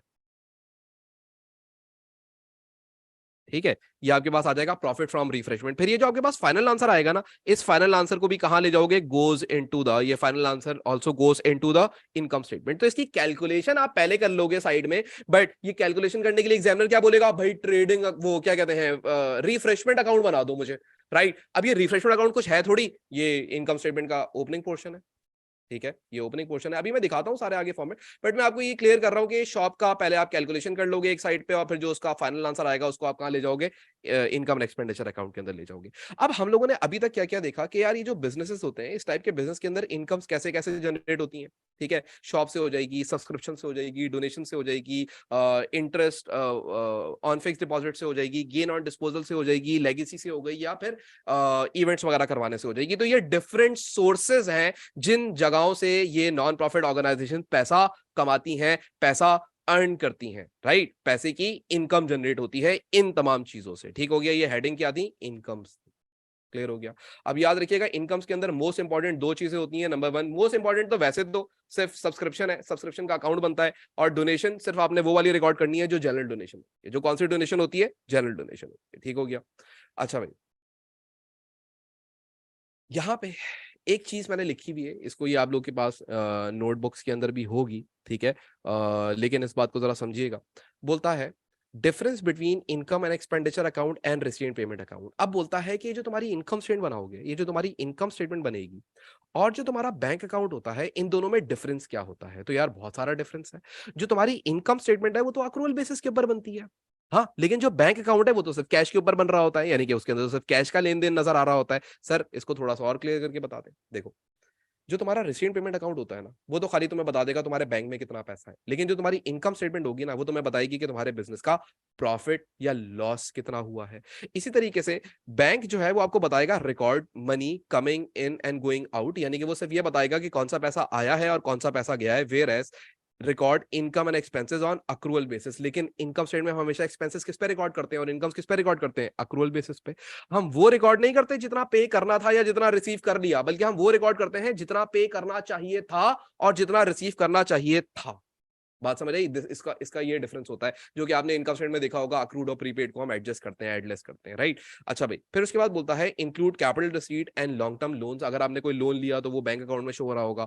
जो आपने कैपिटल रिसीट आपके पास आ गई, जैसे कि आपने कोई नॉन करेंट एसेट बेचा तो उसका पैसा आ गया, तो वो आपके बैंक अकाउंट में तो रिफ्लेक्ट हो रहा होगा, बट वो पैसा आप अपनी इनकम स्टेटमेंट में शो नहीं करते, बल्कि includes revenue receipt and ignore long term liabilities. जो इनकम स्टेटमेंट है उसके अंदर हम रेवेन्यू इनकम्स और रेवेन्यू एक्सपेंडिचर्स रिकॉर्ड करते हैं, ठीक है, और हम long term liabilities income statement में नहीं बल्कि उसको कहां ले जाके रिकॉर्ड करते हैं, बैलेंस शीट में, स्टेटमेंट ऑफ फाइनेंशियल पोजीशन में रिकॉर्ड करते हैं, ठीक है। ये एक और डिफरेंस है। Record both general and specific donation. अब देखो, बैंक अकाउंट में तो डोनेशन आएगी वो दोनों टाइप की आ सकती है, लेकिन इनकम स्टेटमेंट में खाली कौन सी रिकॉर्ड होती है, रिकॉर्ड्स ओनली जनरल डोनेशन। तो सर स्पेसिफिक को कहां रिकॉर्ड करेंगे बेटा, बैलेंस शीट में, लायबिलिटी के अंदर। याद आई, ये बातें समझ आई। तो ये बातें सबसे एक दूसरे से रिलेटेड ही होती हैं। ये एक सवाल आता है अक्सर, एग्जाम में पूछता है भाई मुझे डिफरेंसेस बता दो, तो मैंने आपको यहाँ पे लिख के दे दिए कि यार डिफरेंसेस क्या क्या है। सही है। यहाँ पे एक बात लिखी हुई है, जरा इसको आप लोग अपने पास रिकॉर्ड भी कीजिएगा। Profit from refreshment account is an income for income and expenditure account. मैंने अभी आपको क्या बताया था कि जो प्रॉफिट फ्रॉम रिफ्रेशमेंट अकाउंट होता है, ये जो आप प्रॉफिट कमाते हैं, ये जो आपने प्रॉफिट कमाया है, इस प्रॉफिट को आपने कहाँ रिकॉर्ड कर देना होता है, at the and income and expenditure account के अंदर। कहाँ रिकॉर्ड कर देना होता है, इनकम एंड एक्सपेंडिचर अकाउंट के अंदर, बट इसको पहले अलग से कैलकुलेट किया जाता है और फिर इनकम एंड एक्सपेंडिचर अकाउंट के अंदर रिकॉर्ड किया जाता है। क्लियर हो गई बात। अच्छा भाई, अब हम आगे बढ़ते हैं। आगे बढ़ने के लिए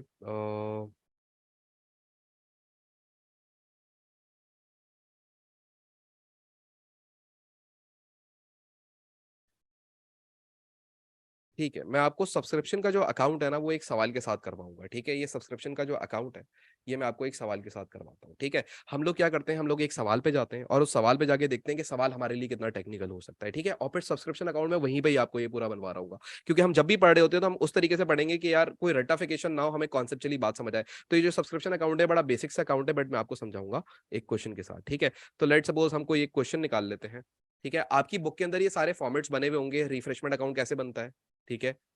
तो ये रिफ्रेशमेंट अकाउंट आपके पास बना हुआ होगा बुक के अंदर ही, ठीक है। फिर इनकम एंड एक्सपेंडिचर अकाउंट कैसे बनता है, तो पहले इनकम्स लिख दी जाती हैं, फिर एक्सपेंसेस लिख दिए जाते हैं, और फिर आखिर में सरप्लस या डेफिसिट आ जाता है। मैं आपको कोई फॉर्मेट नहीं कराऊंगा, मैं आपको खाली बता रहा हूं कि आप यहां से देख लोगे कि अगर आप कल को कोई किसी चीज के अंदर फंसते हैं, ठीक है। और बैलेंस शीट बिल्कुल नॉर्मली वैसी ही बनती है जैसे बना करती थी, ठीक हो गया। अच्छा, अब हम लोग क्या करते हैं, एक क्वेश्चन ढूंढते हैं। ओके, दिस क्वेश्चन, ये एक क्वेश्चन है जो कि थोड़ा सा टेक्निकल है, और इस क्वेश्चन को जरा समझिएगा, ठीक है। मैं आपको ये बात समझा देता हूँ ये वाला क्वेश्चन करवा के। इसके ऊपर वाला भी एक क्वेश्चन देख लेते हैं, ये कौन सा था। इसमें तो सब्सक्रिप्शन नहीं है, इसी सवाल के अंदर मेन पार्ट था सब्सक्रिप्शन का, तो मैं आपको डायरेक्टली वही वाली बात कराता हूँ, ठीक है। ये लोग ये वाला क्वेश्चन आप अपनी बुक में निकाल लें, ये बुक 2 के अंदर क्वेश्चन नंबर 20 है, ठीक है, जो कि अभी हम करने जा रहे हैं। तो जरा इस क्वेश्चन को देखिएगा, क्वेश्चन 42 बोलता है the following information is available for Extend Chess Club. कुछ इन्फॉर्मेशन दे रहा है, तुम नोटिस करना कि सवाल के अंदर कितनी सिमिलैरिटी होती है सिंगल एंट्री को लेके, ठीक है। सबसे पहले बोलता है कि received payment account for the year ended 31 of March 2015। आपको सबसे पहले उसने क्या बना के दे दिया, एक रिसीट एंड पेमेंट अकाउंट बना के दे दिया, ठीक है। उसने क्या बोला, ये आपका एक बैंक अकाउंट है जिसकी डेबिट साइड जो है वो रिसीट साइड है, और जो क्रेडिट साइड है वो कौन सी साइड है, पेमेंट साइड है, ठीक है। अब इस सवाल को जरा सॉल्व करना शुरू करते हैं, देखते हैं हम कितना फंसते हैं सवाल के अंदर। सबसे पहले अगर आप नोटिस करें तो आपको यहाँ पे दिया हुआ है बैलेंस ब्रॉट डाउन ऑन 1 अप्रैल 230, यानी कि ओपनिंग में तुम्हारे पास कितना पैसा पड़ा हुआ था, $230 पड़े हुए थे। फिर बोलता है सब्सक्रिप्शन नहीं तुम्हारे पास, सब्सक्रिप्शन जो तुम्हें मिली है वो कितने की मिली है, वो सब्सक्रिप्शन मिली है 3260 की, ठीक है। ये आपको एनुअल सब्सक्रिप्शन यहाँ पे जमा हो गई, ठीक है। उसके बाद फिर आगे वो बोलता है कंपटीशन एंट्री फी। तो जो आपने कंपटीशन रखा था उसमें आपने कुछ एंट्री फी रखी थी, तो बच्चों ने जो एंट्री फी जमा करवाई या लोगों ने जो एंट्री फी जमा करवाई वो कितनी जमा करवाई, 1580। फिर उसके बाद आप इसी सवाल में ही देखो तो आगे आपको डोनेशंस भी दी हुई हैं, और डोनेशंस के आगे एग्जामिनर अभी तक साइलेंट है, तो अभी तक मैं इसको क्या मानूंगा, ये कौन सी डोनेशन है, जनरल डोनेशन है, यानी ये मेरी इनकम हुई है बिजनेस की, बस और कुछ भी नहीं हुआ, बस ये मेरी बिजनेस की इनकम हुई है, राइट। अच्छा, उसके बाद फिर आप आगे आ जाओ तो क्रेडिट साइड के ऊपर जो आपने पेमेंट्स करी, तो आपने पेमेंट्स क्या क्या करी, rent room, rent of club room, ठीक है, तो क्लब रूम का आपने रेंट पे करा। ट्रेजरर्स सैलरी, ठीक है, ट्रेजरर को अपनी सैलरी दी जो आपके हिसाब किताब वगैरह देखा करता था, ठीक है, अकाउंट्स देखा करता था। Purchase of fixtures and equipment, तो आपने एक नॉन करंट एसेट खरीदा है, याद रखिएगा कि नॉन करंट एसेट भी आया है। कंपटीशन प्राइजेस, याद है ना, ये हम लोगों ने एक कंपटीशन करवाया था 1580 का, उसके कुछ हम लोगों ने प्राइजेस भी पे करे हैं 750 के, ठीक है। तो अभी अगर मैं तुमसे ऐसी बोलूं ये दोनों बातें देख के, तो तुम मुझे बताओ कि कंपटीशन के अंदर तुमने पैसा अर्न कितना कर लिया। तो सोचो, तुम्हें कंपटीशन के अंदर जो तुम कंपटीशन करवा रहे थे उसमें पैसा रिसीव कितना हुआ था मेंबर से, 1580, कितना रिसीव हुआ था, 1580। और जो तुमने इनमें से गिफ्ट दे दिया, कितने पैसों का गिफ्ट दे दिया, 750 का। तो कोई मुझे बता सकता है कि आपको कंपटीशन करवा के कितनी इनकम जनरेट होगा, यानी कितना प्रॉफिट कर लिया आपने, मुझे बता सकते हो तुम में से कोई कि आपने कितना प्रॉफिट जनरेट कर लिया सिर्फ अपना ये कंपटीशन करवा के, बताओ, कैलकुलेट कर लो। 1580 में से जल्दी से माइनस करो 750, तो कितना आ रहा है, 830 आ रहा है। इसका मतलब मैंने 830 जो है वो क्या करा है, कंपटीशन से अर्न कर लिया, यानी कि ये मैंने प्रॉफिट कमाया है फ्रॉम कंपटीशन। इसको हम ये भी बोल सकते हैं प्रॉफिट फ्रॉम कंपटीशन। ऐसे ही मैं आपको बस बता रहा हूँ ये बैंक अकाउंट। आगे देखो, कुछ ट्रैवलिंग एक्सपेंसेस भी थे, वो आपने बेयर करे 1900 रुपए के, ठीक है। फिर अदर ऑपरेटिंग एक्सपेंसेस, तो कुछ अदर ऑपरेटिंग एक्सपेंसेस भी थे, और वो कितने के थे, 1530 के थे। और उसके बाद अगर आप नोटिस करें तो आपका जो साल के आखिर में जो बैंक अकाउंट है ना, अगर आप उसको देखें गौर से, तो जो आपका बैंक अकाउंट है ना साल के आखिर में, तो साल के आखिर में वो बैंक अकाउंट ओवरड्राफ्ट हो चुका है, यानी कि साल के आखिर में तुम्हारा बैंक बैलेंस कितना है, 1930 का ओवरड्राफ्ट बैलेंस है, ठीक हो गया। अच्छा, उसके बाद फिर तुम यहाँ पे देखो तो कुछ एडिशनल इन्फॉर्मेशन दी हुई है एग्जाम में। नहीं, ये एडिशनल इन्फॉर्मेशन क्या है, एडिशनल इन्फॉर्मेशन के अंदर सबसे पहले आप देखो तो 1 अप्रैल 2014 एंड 31 मार्च 2014। तो 31 मार्च 2014 नहीं होगा, इसको जरा सही कर लीजिएगा, 31 मार्च 2015 होना चाहिए, यस, ठीक है, 15 होना चाहिए। अच्छा, अब लॉस क्यों है, प्रॉफिट है ना, लॉस क्यों लिखा भाई, 1580 कमाए, 750 के गिफ्ट दे दिए, लॉस क्यों लिखा हुआ है यहाँ पे तुमने। अच्छा भाई, अब आगे आ जाओ जरा, बोलता है सब्सक्रिप्शन इन एडवांस। अब ये सब्सक्रिप्शन आपको एडवांस में क्या बोलता है, ओपनिंग में तो कुछ भी नहीं थी, लेकिन क्लोजिंग के अंदर 450 की पड़ी हुई है। और सब्सक्रिप्शन इन अरियर्स, ओपनिंग में कितने की थी, 530 की थी, और क्लोजिंग में कितने की पड़ी हुई है, 750 की पड़ी हुई है। अब जरा सुनिएगा, मैं आपको क्या पढ़ाने वाला था, सब्सक्रिप्शन का अकाउंट। अब मैं आपको बताता हूँ ये सब्सक्रिप्शन का अकाउंट कैसे बनता है, ठीक है। तो चले आ जाए सब्सक्रिप्शन का अकाउंट बनाते हैं, ठीक है। और यार हमारी नोटबुक किधर है,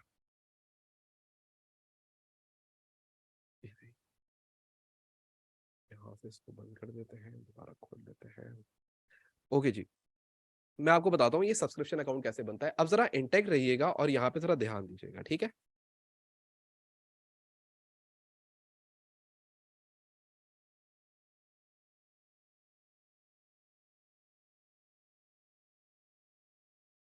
सब्सक्रिप्शन अकाउंट, अच्छा जी, वापस सवाल पे चलते हैं। तो सवाल कहाँ था, ये रहा सवाल, ठीक है। अच्छा भाई,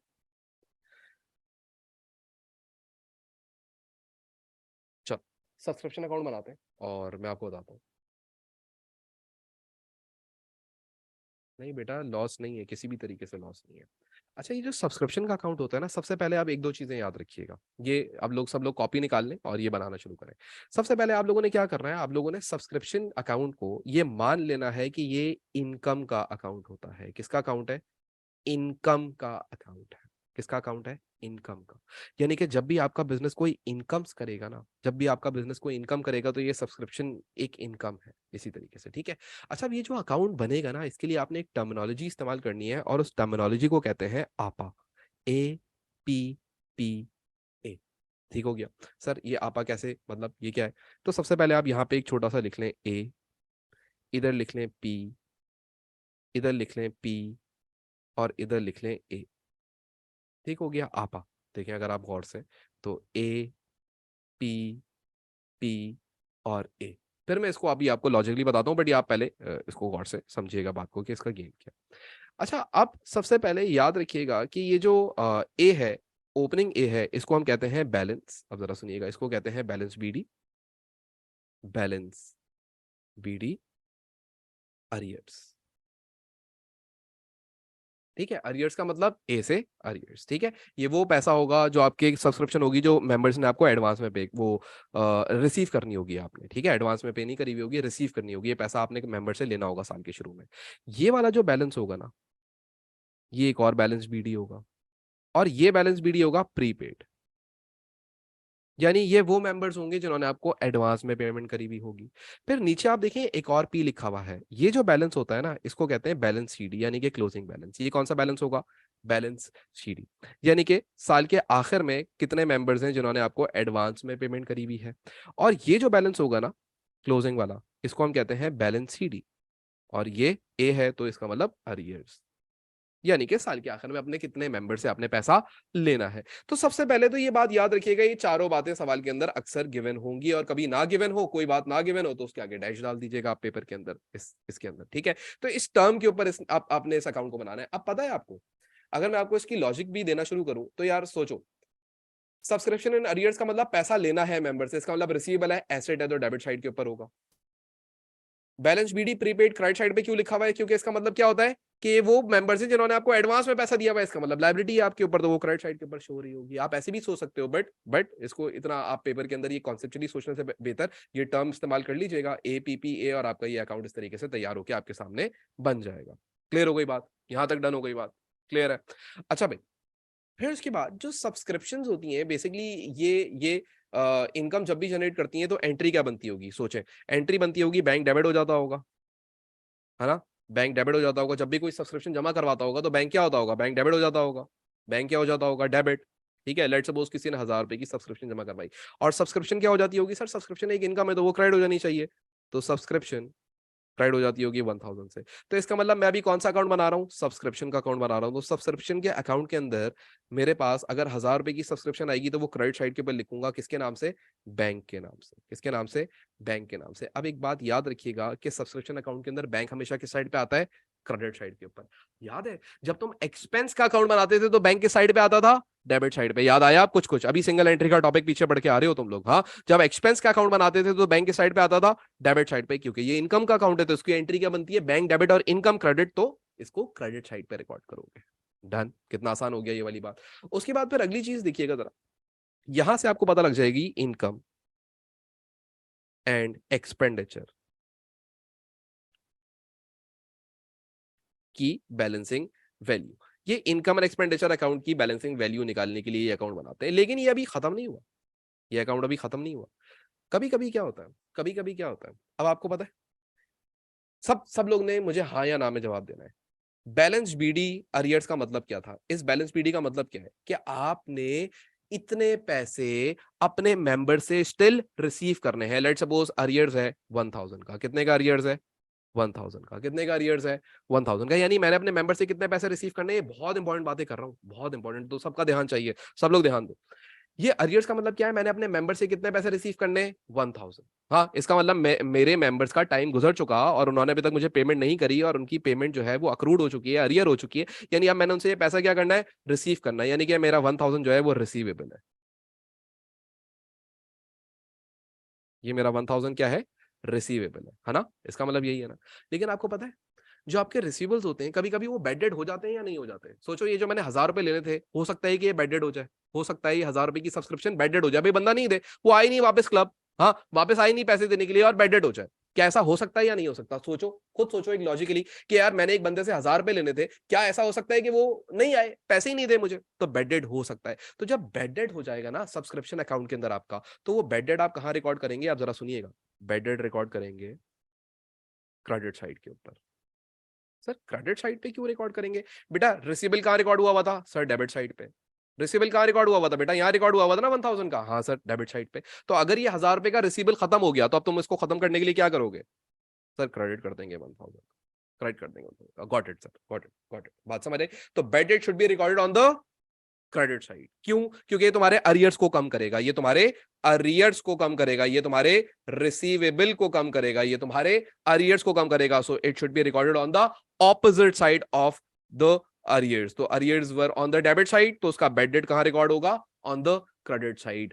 क्या ये बात सबको समझ आई है कि बेड डेट क्रेडिट साइड पे आएगा और ये वो पैसा होगा जो तुम्हारा अरियर्स होगा पहले और वो तुम्हें अभी तक नहीं मिला होगा। क्या ये बात सबको समझ आ गई है, मुझे बता दो, सब लोग बता दें एक दफा मुझे प्लीज, सब लोग बताएंगे इस बारे में, क्योंकि ये इंपॉर्टेंट बात है, ये इंपॉर्टेंट बात है।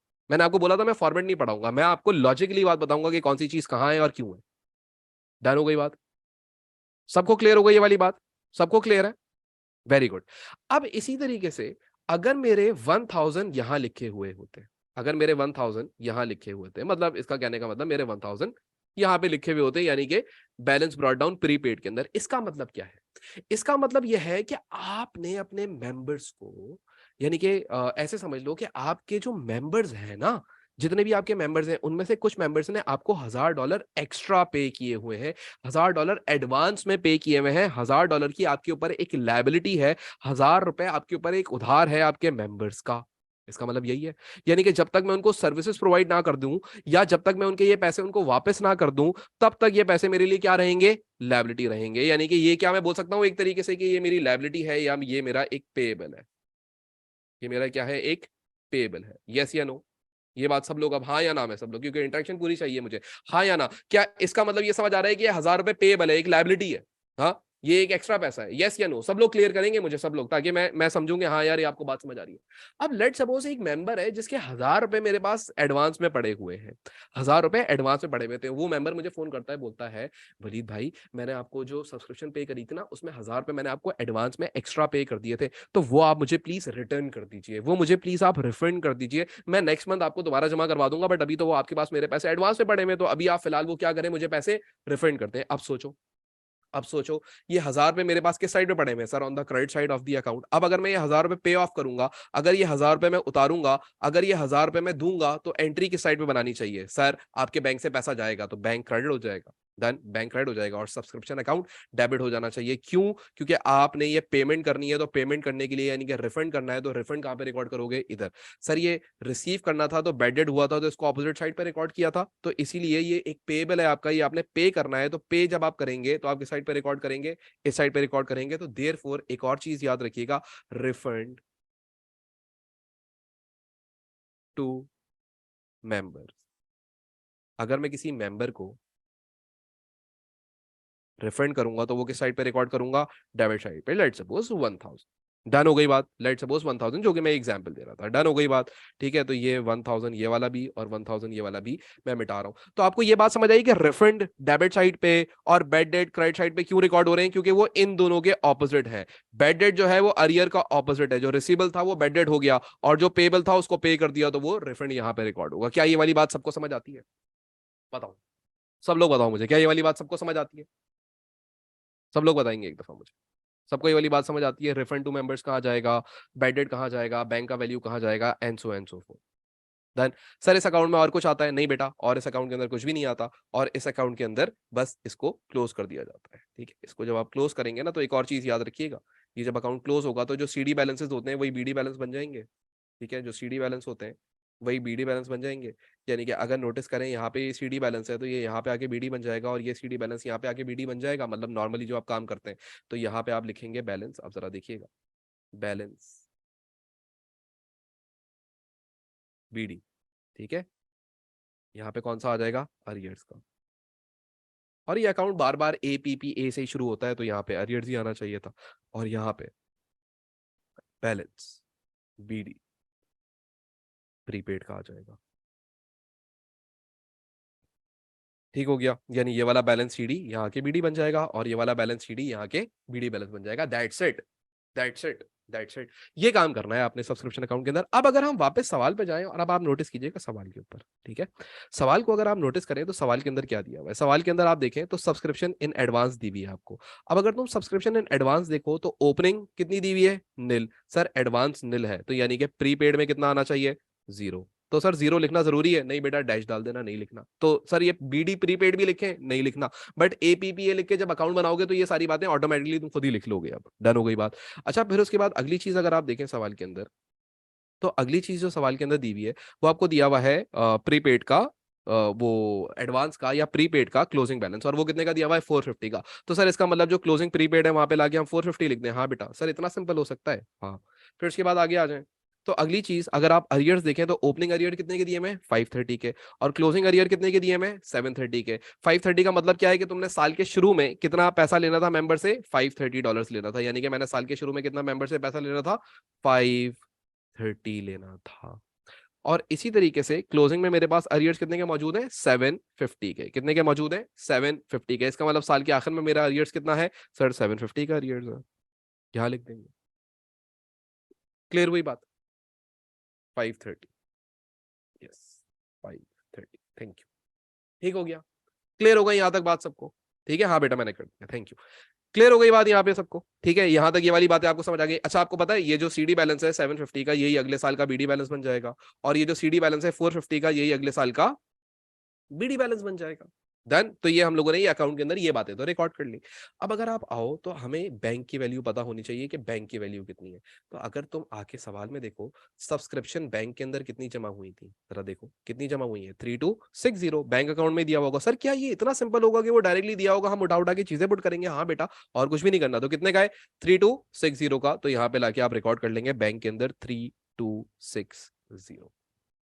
क्लियर हो गया यहाँ तक। बैंक की वैल्यू कहां से रिकॉर्ड करोगे, बैंक अकाउंट से देख के। फिर उसके बाद ये वाली एंट्री अब मैं मिटा देता हूँ, ठीक है।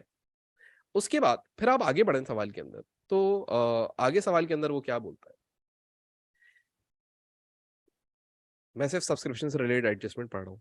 बोलता है ये एडजस्टमेंट नंबर 2, जरा सुनिएगा बात को गौर से, बड़ी इंपॉर्टेंट बात है। 280 of the subscription in arrears on 1st April were subsequently received। क्या बोलता है, देखो तुम्हारे पास 1st April को सब्सक्रिप्शन कितनी लेनी थी, कितना पैसा लेना था, 530 लेना था। कितना पैसा लेना था, 530 लेना था। यू नो व्हाट, 530 में से सिर्फ और सिर्फ आपको रिसीव कितना हुआ है अभी तक, सिर्फ और सिर्फ रिसीव कितना हुआ है, 280। इसका मतलब सर 280 हमें रिसीव हुआ है 530 में से। यानी कि अगर मैं तुमसे बोलूं कि तुम्हें रिसीव कितना करना था साल के शुरू में, 530, लेकिन तुम्हें अभी तक रिसीव कितना हुआ है, 280। तो अब मुझे बताओ रिमेनिंग कितना रह गया होगा। तुम लोग जरा कैलकुलेट करो और मुझे बताओ 250 कितने का रह गया होगा, 250 का। अब वो बोलता है नेक्स्ट एडजस्टमेंट के अंदर subscription not paid after 12 months were consider irrecoverable. बोलता है कि अगर 12 महीने तक सब्सक्रिप्शन का, जिस सब्सक्रिप्शन का पैसा ना आए, हम उसको क्या मान लेते हैं, बेड डेट मान लेते हैं। क्या मान लेते हैं, बेड डेट। तो क्या आप ये बात मानते हैं कि ये 250 रुपए मुझे रिसीव नहीं हुआ और 12 महीने गुजर चुके। कैसे सर 12 महीने कैसे गुजर गए बेटा, 31 मार्च आ गई 2015, तो 12 महीने गुजर गए। तो क्या मैं बोल सकता हूं कि मेरे बिजनेस को 250 का बेड डेट हुआ है।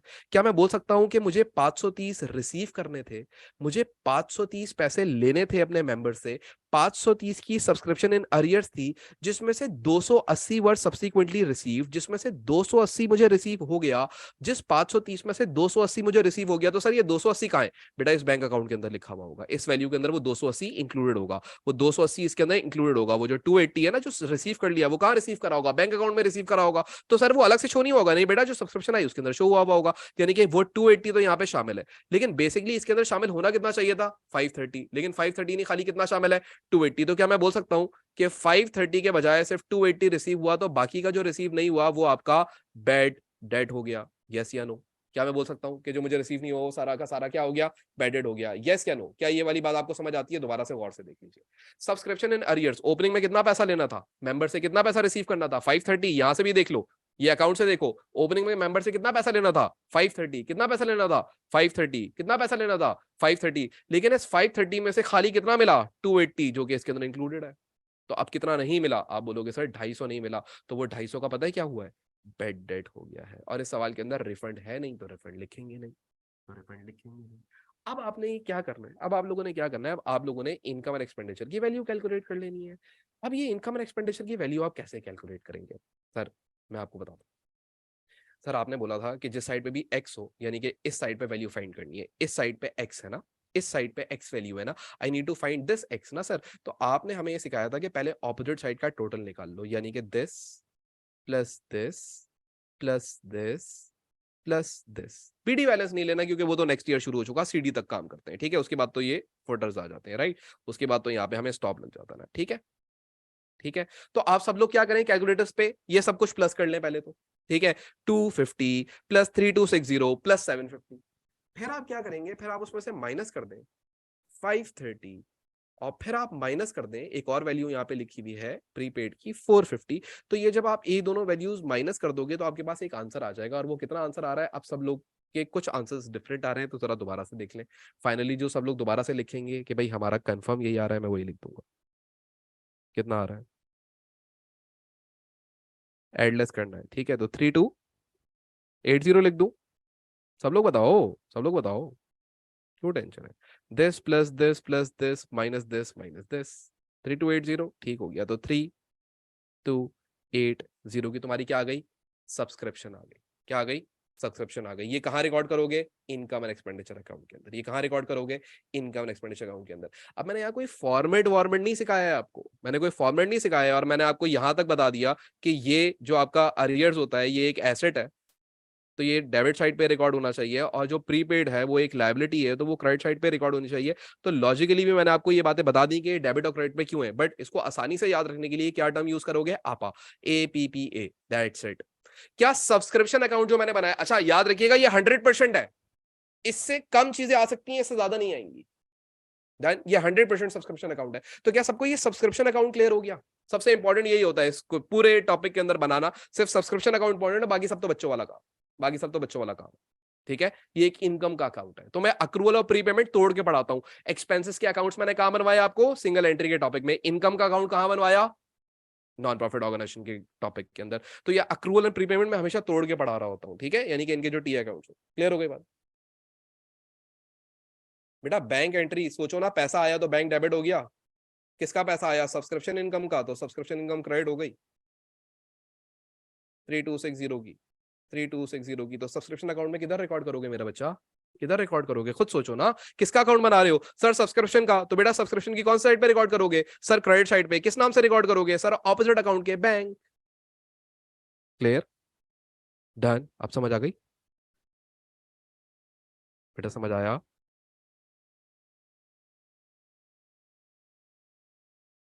ओके, चलो आगे आ जाओ, आगे बात करते हैं। अब सवाल के अंदर अगली चीजें देखते हैं, वही सिंगल एंट्री के पॉइंट ऑफ व्यू से। मैंने आपको एक बात बताई थी, किसी भी अकाउंट से रिलेटेड, किसी भी अकाउंट से रिलेटेड अगर दो से ज्यादा इंफॉर्मेशन हो तो उसका टी अकाउंट बन जाता है। मैं आपको सिंगल एंट्री से ये बात बोलता आ रहा हूं। तो सब्सक्रिप्शन का अकाउंट भी देखो, तो उसके अंदर कितनी सारी इंफॉर्मेशन थी। पहली इंफॉर्मेशन हमें यहाँ मिली, दूसरी इंफॉर्मेशन हमें यहां मिली, तीसरी इंफॉर्मेशन हमें यहां मिली, चौथी इंफॉर्मेशन हमें यहां मिली, पांचवी इंफॉर्मेशन हमें यहां मिली, छठी इन्फॉर्मेशन भी कह लो तो वो ये भी एक टाइप की इन्फॉर्मेशन ही थी। तो 6 इन्फॉर्मेशन थी, मैंने एक सब्सक्रिप्शन अकाउंट बनाया, और सब्सक्रिप्शन का अकाउंट इस टॉपिक में हमेशा बनवाएगा, ठीक है, बनवाएगा। अब आगे बढ़ते हैं, अगली चीज देखते हैं। अब अगली चीज अगर आप देखें तो यहाँ पे क्या दिया हुआ है, फिक्चर्स एंड फिटिंग्स। अब सुनना बात को गौर से, बड़ी इंपॉर्टेंट बात करूंगा, ठीक है।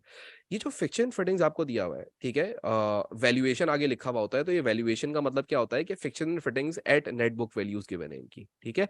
यानी फिक्चर एंड फिटिंग की साल के शुरू में वैल्यू कितनी थी, 4000 थी, और साल के आखिर में कितनी थी, 4000 400 थी, बात समझ आई? यानी कि सब्सक्रिप्शन आप वो फिक्स एंड फिटिंग आपके पास ओपनिंग में 4000 और क्लोजिंग में 4400 का है। लेकिन मैं आपको क्या बता चुका हूं कि क्या आपको फिक्स एंड फिटिंग के रिलेटेड दो से ज्यादा इन्फॉर्मेशन मौजूद हो तो आप उसका अकाउंट बना देंगे। तो यहाँ पे अगर आप देखें तो इन्फॉर्मेशन नंबर 1 मौजूद है, हाँ सर मौजूद है।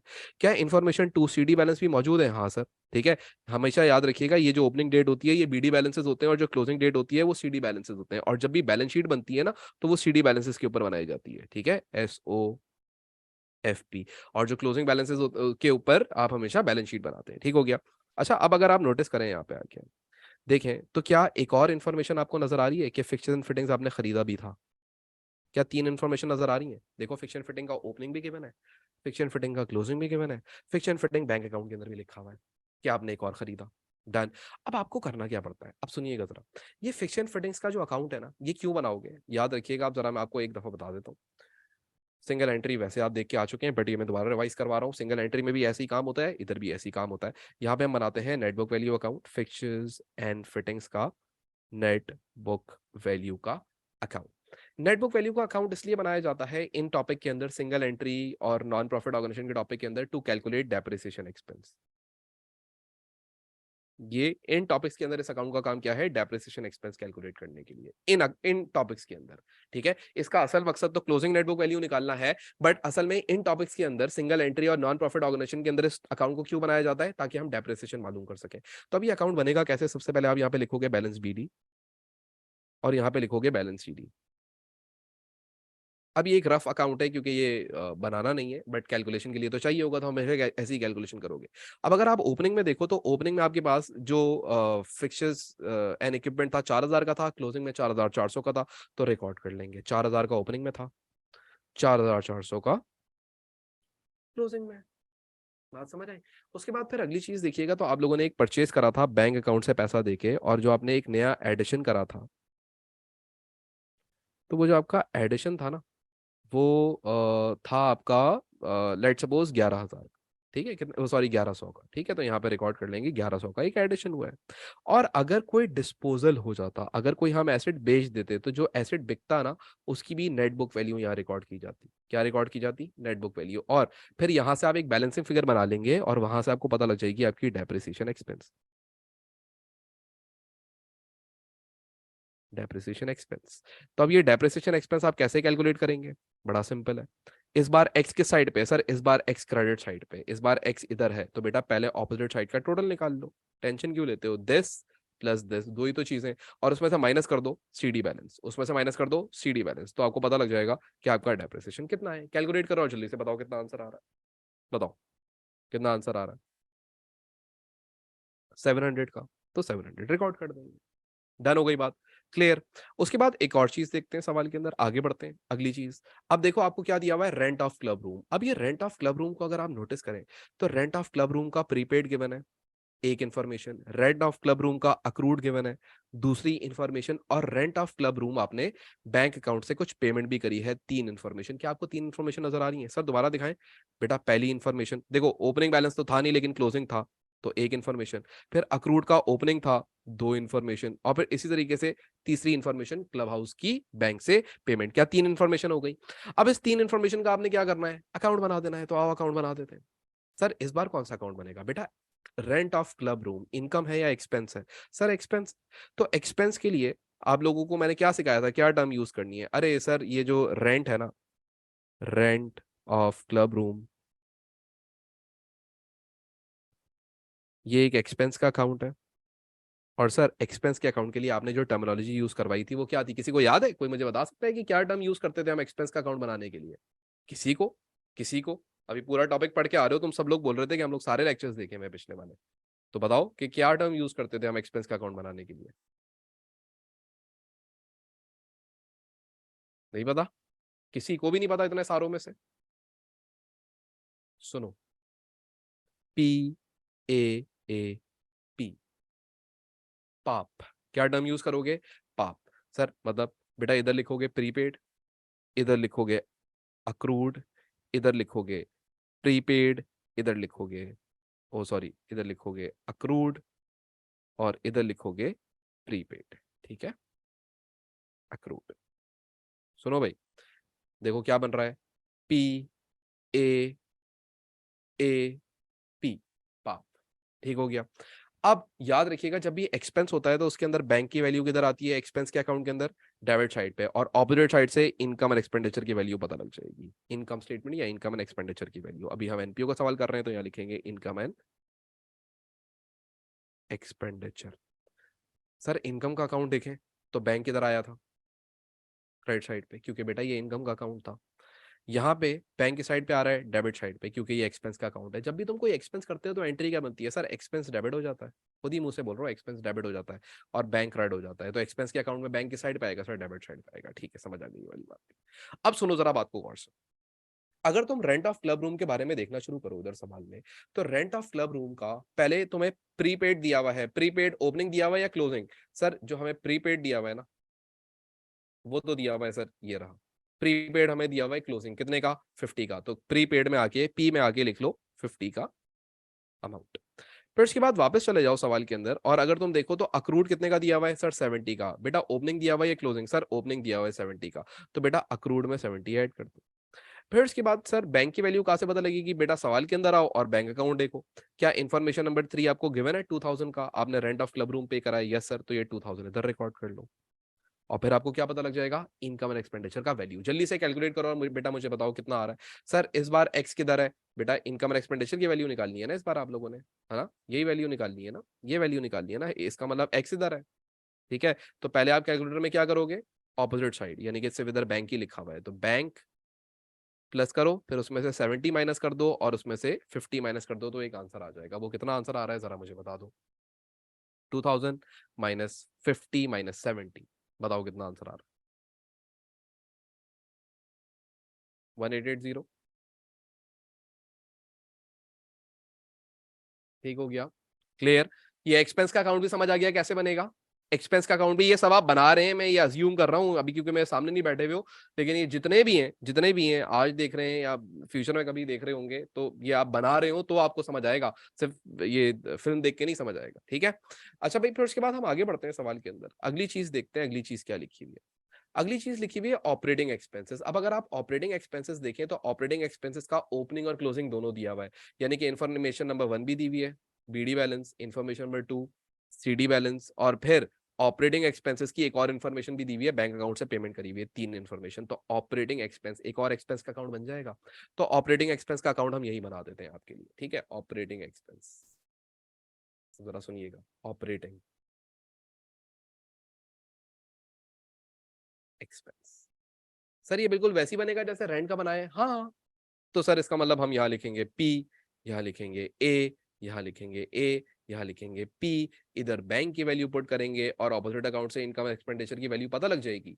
हाँ, अब अगर तुम देखो तो ऑपरेटिंग प्रॉफिट जो है तुम्हारा, वो ओपनिंग कितना है 190 का, क्लोजिंग कितना है 20 का। ठीक है, और ये दोनों क्या है, अक्रूड है, याद रखिएगा दोनों क्या है, अक्रूड है, प्रीपेड नहीं है, अक्रूड है। तो 190 और 20, तो यहाँ लिखेंगे 190, यहाँ लिखेंगे 20, और फिर बैंक में जाके देख लेंगे कितना पे करा था, तो हम लोगों ने पे करा था 1350, ऑपरेटिंग एक्सपेंसेस 1350, तो यहाँ पे लाके बैंक की वैल्यू लिख लो 1350, 1350, और फिर आपको यहाँ से इनकम एक्सपेंडिचर की वैल्यू पता लग जाएगी। सर इस बार एक्स का है, अरे भाई ये रहा। ठीक है, तो इसका मतलब पहले ऑपोजिट साइड का टोटल निकाल लोगे। ठीक है सर, समझ गए, दिस प्लस दिस माइनस ए, यानी कि माइनस 190, 1350 प्लस 20 माइनस जो भी, कितना आंसर आ रहा है, 1180। क्लियर हो गई बात। अच्छा भाई, फिर उसके बाद आपको क्या बोलता है, सबसे पहले पार्ट के अंदर तो वो आपको बोलता है कि भाई prepare subscription account for the year ended showing the transfer to income and expenditure balance and bring down the balance on 1 April 2015। ठीक है, ठीक है, तो आपने सबसे पहले क्या करना है, सब्सक्रिप्शन अकाउंट बनाना है। हम लोगों ने ये सब्सक्रिप्शन अकाउंट बनाया ऊपर। अब आप लोगों ने क्या करना है, आप लोगों ने एक चीज याद रखिएगा, यहाँ पे हम लोगों ने बैलेंसिंग फिगर नहीं लिखी थी ना, तो ये जरा बैलेंसिंग फिगर मुझे बता दो कितनी आ रही है, ये वाली जो फिगर है ना बैलेंसिंग फिगर, ये मुझे बता दो, क्रेडिट साइड का टोटल देख लो कितना आ रहा है, कितनी बैलेंसिंग फिगर कितनी बनेगी, जरा कैलकुलेट कर लो सब लोग, मुझे बताओ बैलेंसिंग फिगर कितनी आनी चाहिए, 4260।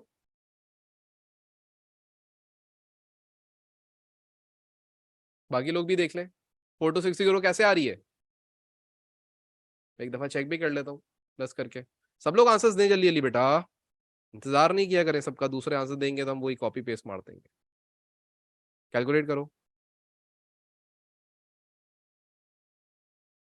ठीक है, 4260 ही आ रही है। ठीक है, वेरी गुड। ठीक है, क्योंकि ये अकाउंट इनकम नेचर का अकाउंट था तो इसकी क्रेडिट साइड का आपने टोटल निकाल लिया, और वो क्रेडिट साइड का टोटल कितना आ रहा है सर, हमें नहीं समझ आया भाई, ये टोटल आ जाएगा। ठीक हो गया, क्रेडिट साइड का टोटल, क्योंकि इनकम का अकाउंट है ना। ठीक है, तो यहाँ पे आप लिख लीजिएगा 4260 एंड 4260, और आपके फुल मार्क्स आएंगे, फुल मार्क्स।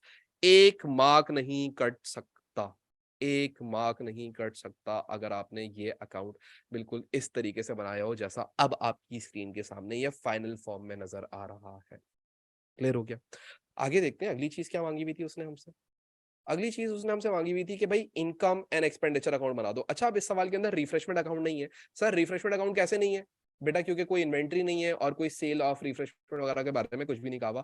तो इसका मतलब हम क्या करेंगे sir, directly income and expenditure record करें? हाँ बेटा, इनकम एंड एक्सपेंडिचर रिकॉर्ड करेंगे। ठीक है, 1 मार्क्स फॉर डेट, बिल्कुल। और जो अगर जो भी डेट होगी वो आप डेट यहाँ पे मेंशन करेंगे। जाहिर सी बात है, मैंने अभी डेट मेंशन नहीं करी थी, बट जाहिर सी बात है डेट मेंशन करनी होती है। 1 मार्क ओवरऑल पूरे टी अकाउंट में डेट का होता है। ठीक है, याद रखिएगा, अगर ये 10 मार्क्स का होता तो अगर सिर्फ इतना बना हुआ है तो ये 9 मार्क्स है। सिर्फ डेट अगर आप एक्स्ट्रा एक इंक्लूड कर लेंगे तो डेट बिल्कुल सही हो जाएगी। ठीक है, अच्छा भाई, फिर इसके बाद आपको बोला है इनकम एंड एक्सपेंडिचर अकाउंट बनाओ। अब ये इनकम एंड एक्सपेंडिचर हमने नहीं देखा कैसा होता है, बस हम लोग ऐसे ही देख के आ गए थे इनकम और एक्सपेंसेस रिकॉर्ड करते होंगे भाई। हाँ, कोई मसला नहीं है, फॉर्मेट नहीं देखेंगे, फॉर्मेट हमने नहीं देखा आज तक, आगे भी नहीं देखेंगे। हम डायरेक्टली क्या करेंगे, हम यहाँ पे आके एक अकाउंट बनाएंगे जिसको हम लिखेंगे इनकम एंड एक्सपेंडिचर अकाउंट, और ये 2 मिनट में बन जाएगा, मैक्सिमम 2 मिनट में। Income and expenditure account. इधर आप लोगों ने क्या करना है, सबसे पहले ना यहाँ पे तुम लोगों ने इनकम्स रिकॉर्ड कर लेनी है। इनकम्स, इनकम्स बोले तो जो पैसा तुमने कमाया, अर्न किया। तो भाई सर कैसे पता लगेगा क्या कमाया? बेटा सबसे पहले सब्सक्रिप्शन का पैसा कमाया, फिर कंपटीशन करवाया उससे पैसा कमाया, फिर डोनेशंस करी उससे पैसा कमाया। ठीक है, तो ये तीनों कमाई है आपकी, बिल्कुल सही बता रहे हो डेट बेटा, ये तीनों कमाई है आपकी। तो सबसे पहले सर सब्सक्रिप्शन लिख देते, लिख दो बेटा सब्सक्रिप्शन, पहली कमाई सब्सक्रिप्शन। लेकिन अब ये सब्सक्रिप्शन कौन सी रिकॉर्ड करोगे बेटा? इतनी मेहनत करके इनकम और एक्सपेंडिचर की जो वैल्यू कैलकुलेट करी थी वो रिकॉर्ड कर दोगे। कितनी वैल्यू थी वो सर? 3280। कितनी वैल्यू है? 3280। कितनी वैल्यू है? 3280। तो यहाँ पे लाके आपके 1580 कहाँ से आ गया? 3280 है ना बेटा, 3280। हॉरिजॉन्टल इनकम स्टेटमेंट बेटा, इनकम स्टेटमेंट हमेशा वर्टिकली बनेगी, हॉरिजॉन्टल कभी नहीं बोलेगा बनाने को। इनकम स्टेटमेंट ऐसे ही बनती है। ठीक है, ठीक है। अच्छा, उसके बाद फिर आप लोगों ने अगली चीज क्या करी थी? फिर उसके बाद आप लोगों ने अगली चीज कंपटीशन करवाया था, और वो कितने का है? 1580 का था। ठीक है, आ जाए सब लोगों को सवाल में दिखा देते हैं। ये देखो, दूसरा आपने कंपटीशन करवाया था सर, इसका एक्सपेंस भी हुआ था, वो एक्सपेंसेस में रिकॉर्ड कर देंगे। सही है। उसके बाद फिर डोनेशन आई थी। सर ये डोनेशन जनरल है? हाँ बेटा जनरल है, क्योंकि इसके बारे में एग्जामिनर साइलेंट है, सिर्फ डोनेशन लिख के, मैंने अभी समझाया था। तो 350 का यहाँ पे आएंगे और रिकॉर्ड करेंगे डोनेशन 350 का। और याद रखिएगा ये कौन से डोनेशन है? जनरल। ठीक है मेरा बेटा, ये आपने रिकॉर्ड कर लिया तो आपके पास टोटल इनकम्स आ जाएंगी। बेटा इनकम्स का टोटल निकाल के मुझे बता दो खाली कितना आ रहा है। सर मैंने एक क्वेश्चन देखा है जिसमें, बेटा अभी भेज दो व्हाट्सएप पे, अभी दिखा देता हूँ। हॉरिजॉन्टल इनकम स्टेटमेंट कभी नहीं मांगेगा बेटा। इसका टोटल करो ना, प्लस करते रहो। सब लोग इंतजार क्यों करवा रहे हो इतना बाकी लोगों को? फिर एक्सपेंसेस रिकॉर्ड करते हैं।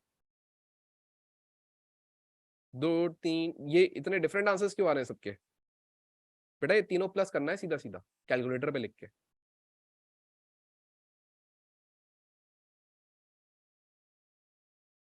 3280 प्लस 1580 प्लस 320। शाबाश बेटा। उमर फारूक, सुफियान, सब लोग खामोशी से बैठे हैं। हानी भी जवाब नहीं दे रही, मानूर भी जवाब नहीं दे रही। और कौन कौन जवाब नहीं दे रहा है? नाफिल, नाफिल भाई क्या हो गया? नाफिल भाई कुछ बताओ नाफिल भाई। 5210 आ रहा है तो यहाँ लिख लेते हैं 5210। 5210। बाकी लोग जवाब दे रहे हैं, कुछ लोग जवाब नहीं दे रहे। बेटा जवाब दो। अच्छा भाई, फिर उसके बाद हम लोग रिकॉर्ड करते हैं एक्सपेंसेस। अब ये एक्सपेंसेस कैसे रिकॉर्ड करने हैं? देखो याद रखना, एक्सपेंसेस दो टाइप के होते हैं, कैश और नॉन कैश, ठीक है। अब आपकी मर्जी है, पहले आप कैश लिखना चाहते हो या नॉन कैश। तो मैं आपको बोलता हूं पहले आप नॉन कैश लिख लो ताकि आपका दिमाग ज्यादा चले। नॉन कैश एक्सपेंसेस में सबसे पहले हमने एक डेप्रिसिएशन एक्सपेंस कैलकुलेट किया था, डेप्रिसिएशन। ये हमेशा इसी तरीके से करना, depreciation on fixtures and equipment. ये प्लीज पूरा लिखना, ये एफ एन ई मत लिख देना, ठीक है, ये मेरी काहिली है। अच्छा, एफ एन ई के अंदर जब हम लोगों ने डेप्रिसिएशन कैलकुलेट करी थी तो वो कितनी आई थी? 700 आई थी। 700 की डेप्रिसिएशन रिकॉर्ड कर लो, ठीक है, 700 की डेप्रिसिएशन रिकॉर्ड कर लो। और सर कोई नॉन कैश एक्सपेंस था? हाँ था मेरा बेटा, बेड डेट नहीं हुआ था क्या? बेड डेट, याद है ना, सब्सक्रिप्शन अकाउंट के अंदर आप लोगों ने बेड डेट रिकॉर्ड किया था, एक बेड डेट हुआ था। देखो याद करो, याद करो। 250 का तो ये बेड डेट रिकॉर्ड कर लोगे सर। और कोई है? बाकी तो कोई loss on disposal, discount discount तो कुछ हुआ नहीं है, तो बस यही दो नॉन कैश एक्सपेंस है। अब हम कैश एक्सपेंसेस लिखते हैं। अच्छा सर, कैश एक्सपेंसेस कहाँ से मिलेंगे? भाई बड़ा सिंपल है, बैंक अकाउंट से। तो बैंक अकाउंट में सबसे पहली पेमेंट आपने किसकी करी थी? रेंट रूम के, रेंट रूम बोल रहा हूँ, अस्तगफिरुल्लाह, क्लब रूम के रेंट की। हाँ, हम लोगों ने ये किया था। तो क्लब रूम के रेंट की हम लोगों ने पेमेंट कितनी करी थी? इनकम एक्सपेंडिचर में कितना रिकॉर्ड करना है? ये देखो, अभी हम लोगों ने कैलकुलेट किया था ना, इनकम एक्सपेंडिचर में कितना रिकॉर्ड करना है। बेटा एसओएफपी भी नहीं बनता, वो भी वर्टिकली बनता है, ठीक है, वो भी वर्टिकली बनेगा। 1880, तो यहाँ पे हम लिखते हैं रेंट ऑफ क्लब रूम।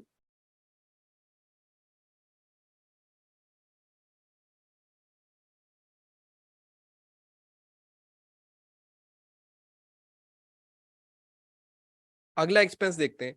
अगला एक्सपेंस था ट्रेजरर की सैलरी। अच्छा, अब ये जो ट्रेजरर की सैलरी है, इसके बारे में कोई ओपनिंग क्लोजिंग नहीं था, तो इसका मतलब ये सीधा सीधा उठाऊंगा और रिकॉर्ड कर दूंगा कहाँ पे? अपने बैंक, वो अपनी इनकम स्टेटमेंट के अंदर, ठीक है। तो ये सैलरी रिकॉर्ड कर देते हैं, 250 की सैलरी,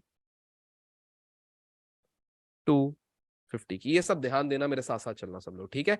उसके बाद मेरा बेटा अगली चीज देखो, तो अगली चीज इक्विपमेंट तो कोई वो नहीं है। कंपटीशन प्राइजेस, तो कंपटीशन के जो प्राइजेस थे वो कितने के थे? 750 के। तो प्राइजेस रिकॉर्ड कर लें,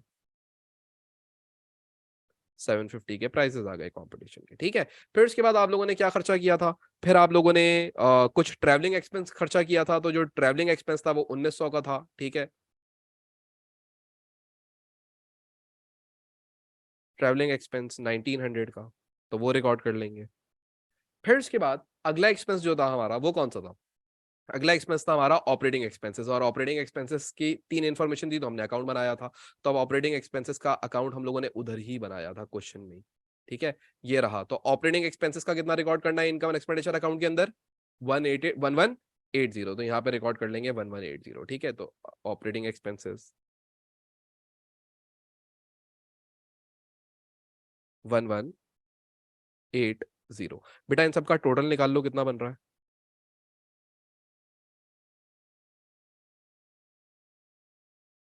सबको टोटल निकाल लो, सबको ऐड कर लो तुम लोग। 700 प्लस 250 प्लस 1880 प्लस 250 प्लस 750, 1900 और 1180। तो क्या आंसर्स बता रहे हैं आप लोग? 6910।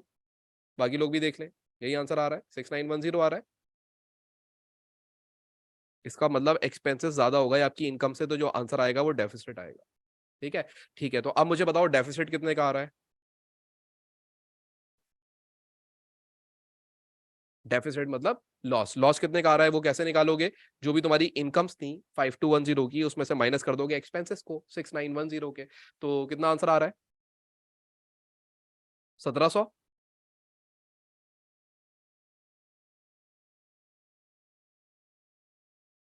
1700 का डेफिसिट आ रहा है। क्लियर हो गया यहाँ तक? सब लोग देख लें, ये हम लोगों ने बना लिया पूरा कंप्लीट इनकम एक्सपेंडिचर अकाउंट।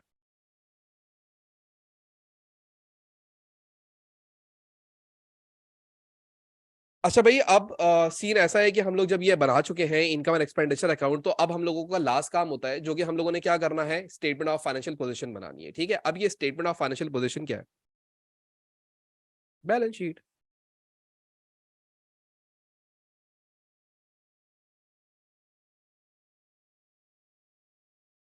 अच्छा, अब ये स्टेटमेंट ऑफ फाइनेंशियल पोजीशन जब हम बनाएंगे, तो यार बेसिकली आपको तीन कॉलम्स में जाने की जरूरत नहीं है, क्योंकि ये आप इनकम्प्लीट इन्फॉर्मेशन से बना रहे हैं, ठीक है। और सो डेटा का सवाल है, तो दो कॉलम के ऊपर भी काम हो सकता है। अच्छा, अब आप लोगों ने यहाँ पे सबसे पहले क्या लिखना होगा? सबसे पहले लिखना होगा non current assets, non current assets, ठीक है। अब ये नॉन करंट एसेट्स आपके पास इस पूरे सवाल में एक ही था, fixtures and equipment, fixtures and equipment. अच्छा मेरा बेटा एक चीज याद रखना, जो भी ये, चलो यहाँ पे पहले वैल्यूएशन, एक चीज याद रखना, सब लोग गौर से सुनना इस बात को, बड़ी इंपॉर्टेंट बात करूंगा, ये बहुत इंपॉर्टेंट है। मैंने आप लोग को थोड़ी देर पहले ये बोला था कि जितने भी सीडी बैलेंसेस होते हैं वो कहाँ रिकॉर्ड कर दिए जाते हैं, बैलेंस शीट के अंदर। कहाँ रिकॉर्ड कर दोगे, बैलेंस शीट के अंदर। तो यहाँ पे भी जितने सीडी बैलेंसेस होंगे ना, सारे के सारे कहाँ रिकॉर्ड हो जाएंगे, बैलेंस शीट में जाके रिकॉर्ड हो जाएंगे। अब अगर तुम नोटिस करो यहाँ पे, तो सबसे पहले जो तुम्हारा नॉन करंट एसेट है उसका सीडी बैलेंस कितना है, 4400 का, यहाँ पे लाओ और 4400 रिकॉर्ड कर लो, 4400, दैट्स इट। इतना आसान है। फिर उसके बाद आप आगे जाओगे, नेक्स्ट हेडिंग लिखोगे करंट एसेट्स, करंट एसेट्स। पता है, अब करंट एसेट्स के अंदर आपके पास इन्वेंटरी इन्वेंटरी तो है नहीं, तो आप देखो आपके पास करंट एसेट्स कौन कौन से हैं। अब आप करंट एसेट्स कैसे पहचानोगे, सुनो। सब्सक्रिप्शन, अब जरा देखिएगा, मैं आपको ऐसे ही बताता हूँ। सब्सक्रिप्शन एंड एडवांस जो होता है, यहाँ लिख देते हैं, चले इधर शुरू में लिखते हैं। सब्सक्रिप्शन एंड एडवांस, जो एडवांस में सब्सक्रिप्शन होती है ना, ये आपके बिजनेस की लायबिलिटी होती है। सब्सक्रिप्शन एंड अरियर्स ये आपका एसेट होता है, ठीक है। फिक्चर्स एंड फिटिंग एसेट होता है। Rent of club room prepaid, अगर एक्सपेंस प्रीपेड हो तो एसेट होता है, और अगर एक्सपेंस अक्रूड हो तो लायबिलिटी होता है। अदर एक्सपेंसेस अक्रूड हो तो लायबिलिटी होते हैं, और फिर अक्यूमुलेट फंड दिया हुआ है आपको, डन हो गया। तो अब आपको ये मैंने क्लैरिटी दे दी इसमें से कौन सा एसेट है और कौन सी लायबिलिटीज है। तो अब अगर आप नोटिस करें तो यहाँ पे सब्सक्रिप्शन एंड अरियर्स दिया हुआ है आपको। सब्सक्रिप्शन एंड अरियर्स क्या है, 750 का। तो ये आप रिकॉर्ड कर लेंगे यहाँ पे लाके, आप यहाँ पे रिकॉर्ड करेंगे सब्सक्रिप्शन इन अरियर्स 750 का। तो एक आपने करंट एसेट रिकॉर्ड कर लिया। उसके बाद आप एक और एसेट देखें तो एक क्लब रूम का प्रीपेड एक्सपेंस है, और वो प्रीपेड एक्सपेंस कितने का है, 50 का। तो यहाँ पे आप एक और रिकॉर्ड कर लीजिए, प्रीपेड क्लब रूम, ठीक है। तो ये कितने का था, वैल्यू भूल गया मैं, 50 का था, ठीक है। तो ये 50 का लिख लें, और कोई करंट एसेट नहीं है तो दोनों को ऐड कर लें, आपके पास आंसर आ जाएगा 800। कितना आंसर आ जाएगा, 800, ठीक है। दोनों को ऐड कर लो तो 4400 प्लस 800 कितना होता है यार, जरा मुझे कोई बताएगा। 4400 प्लस 800 कितना होता है, मुझे कोई बता दे। तो ये हो जाएगा 5200, सही है। अच्छा उसके बाद आप लोगों ने क्या लिखना है, अब आप लोगों ने यहाँ पे इक्विटी, यहाँ पे हेडिंग लिखना है टोटल इक्विटी एंड लायबिलिटीज लिखना है। अच्छा अब इक्विटी के अंदर याद रखिएगा, ये लोग कैपिटल के बजाय कैपिटल को क्या बोलते थे, अक्यूमुलेटेड फंड्स। तो यहाँ पे आप लिखोगे अक्यूमुलेटेड फंड्स। सब लोग कैलकुलेटर्स उठा लो जल्दी से, सब लोग कैलकुलेटर्स उठा लो जल्दी से। ये अक्यूमुलेटेड फंड आप कैसे कैलकुलेट करेंगे, तो अब अक्यूमुलेटेड फंड को कैलकुलेट करने का तरीका ये होता है। अच्छा मैं आपको यहाँ पे बता देता हूँ, यहाँ पे जो आपने अक्यूमुलेटेड फंड लिखने हैं ना, वो ओपनिंग लिखने हैं। कौन से लिखने होते हैं, ओपनिंग, फिर क्लोजिंग आप खुद कैलकुलेट करते हैं, ठीक है। ओपनिंग अक्यूमुलेटेड फंड आप कैसे कैलकुलेट करते हैं, तो मैं आपको बता देता हूँ एक तरीका इसको कैलकुलेट करने का। सब लोग कैलकुलेटर उठा लो, सब लोग बताओ मुझे हाँ या ना। सबने कैलकुलेटर उठा लिया, सबने कैलकुलेटर उठा लिया, सब लोग बताएंगे हाँ या ना, जल्दी से। कैलकुलेटर उठा लिया सबने, हाँ या ना, शाबाश, जल्दी जल्दी से। अच्छा अब अक्यूमुलेटेड फंड जब आपने निकालना हो ना, ओपनिंग,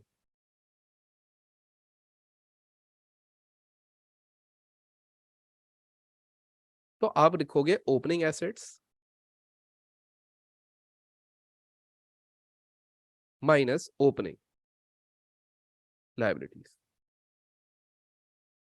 लायबिलिटी से याद आया, बैंक अकाउंट तो एसेट में नहीं था ना, हाँ बैंक अकाउंट लायबिलिटी में गया हुआ था, तो इसका मतलब वो बैलेंस शीट में लायबिलिटी में लिखेंगे, ठीक है। अभी ये लिखते हुए याद आया, opening asset minus opening liabilities. अब ये ओपनिंग एसेट्स और ओपनिंग लायबिलिटीज आपको कहाँ गिवन है, अब अगर आप नोटिस करें तो ये आपको एक ओपनिंग एसेट गिवन है 530 का, देखें एक एसेट गिवन है 530 का, हाँ सर, कैलकुलेटर पे लिखो 530। फिर आपको एक और एसेट गिवन है 4000 का, लिखो 4000, लिखो सब लोग कैलकुलेटर पे 530। मैं डायरेक्ट आंसर पूछूंगा, सबने आंसर बताना है, लिखो 530 एसेट है, ऐड कर दो उसके अंदर एक और एसेट जो कि कितने का है, 4000 का है। उसमें एक और एसेट ऐड, नहीं ये एसेट नहीं था। फिर उसमें से एक लाइबिलिटी माइनस कर दो जो कि 70 की थी। फिर उसमें से एक और लाइबिलिटी माइनस कर दो जो कि 190 की थी। तो 530 प्लस 4000 माइनस 70 माइनस 190 कर दिया, कर दिया। फिर उसके बाद तुम्हारे पास जो बैंक था ओपनिंग में, बैंक ओपनिंग में एसेट था, ठीक है 230, तो 230 ऐड कर लो उसके अंदर, 230 ऐड करो और आंसर बताओ कितना आ रहा है मुझे। 230 प्लस 530 प्लस 4000 माइनस 70 माइनस 190, कितना आंसर आ रहा है, 4500 आ रहा है। ठीक है, तो यहाँ पे लाके हम लिखेंगे ओपनिंग कैपिटल, और ओपनिंग कैपिटल कितने का बनेगा, 4500 का। इस सवाल में तो वैसे भी ओपनिंग कैपिटल या अक्यूमुलेटेड फंड गिवन था, इस सवाल में तो वैसे भी गिवन था, लेकिन अगर ये हाइड कर दे एग्जामिनर कभी तो निकालने का तरीका सिखा दिया आपको। ठीक है, इस सवाल में तो गिवन था।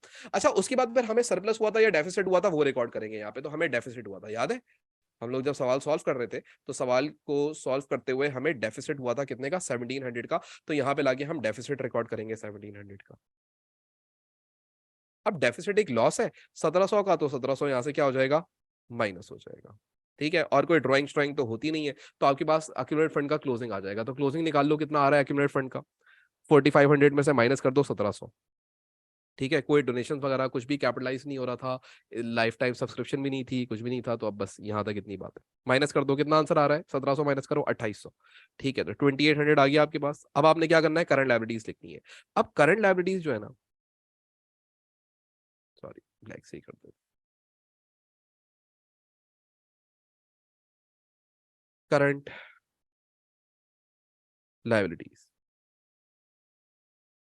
अब करंट लायबिलिटीज के अंदर आपके पास क्या क्या आएगा, सबसे पहले तो बैंक ओवरड्राफ्ट था आपका, तो बैंक का बैलेंस लिख लें ओवरड्राफ्ट का। ठीक है, सवाल में बैंक ओवरड्राफ्ट हुआ था मेरा बेटा, ये देखो बैंक ओवरड्राफ्ट था ना कितने का, 1930 का। सर ये वाला बैलेंस क्यों लिख रहे हैं बेटा, अभी बताया ना बैलेंस शीट में सारे क्लोजिंग बैलेंसेस जाते हैं, सीडी बैलेंस जाते हैं, साल के एंडिंग बैलेंस जाते हैं, तो 1930 का ये रिकॉर्ड कर लोगे। ठीक हो गया, 1930 का। फिर सर उसके बाद फिर तुम देखो और कोई तुम्हारे पास लाइबिलिटीज थी क्लोजिंग के अंदर, तुम्हारे पास एक लाइबिलिटी सब्सक्रिप्शन इन एडवांस थी, दिख रही है 450 की, तो ये रिकॉर्ड कर लोगे सब्सक्रिप्शन इन एडवांस, सब्सक्रिप्शन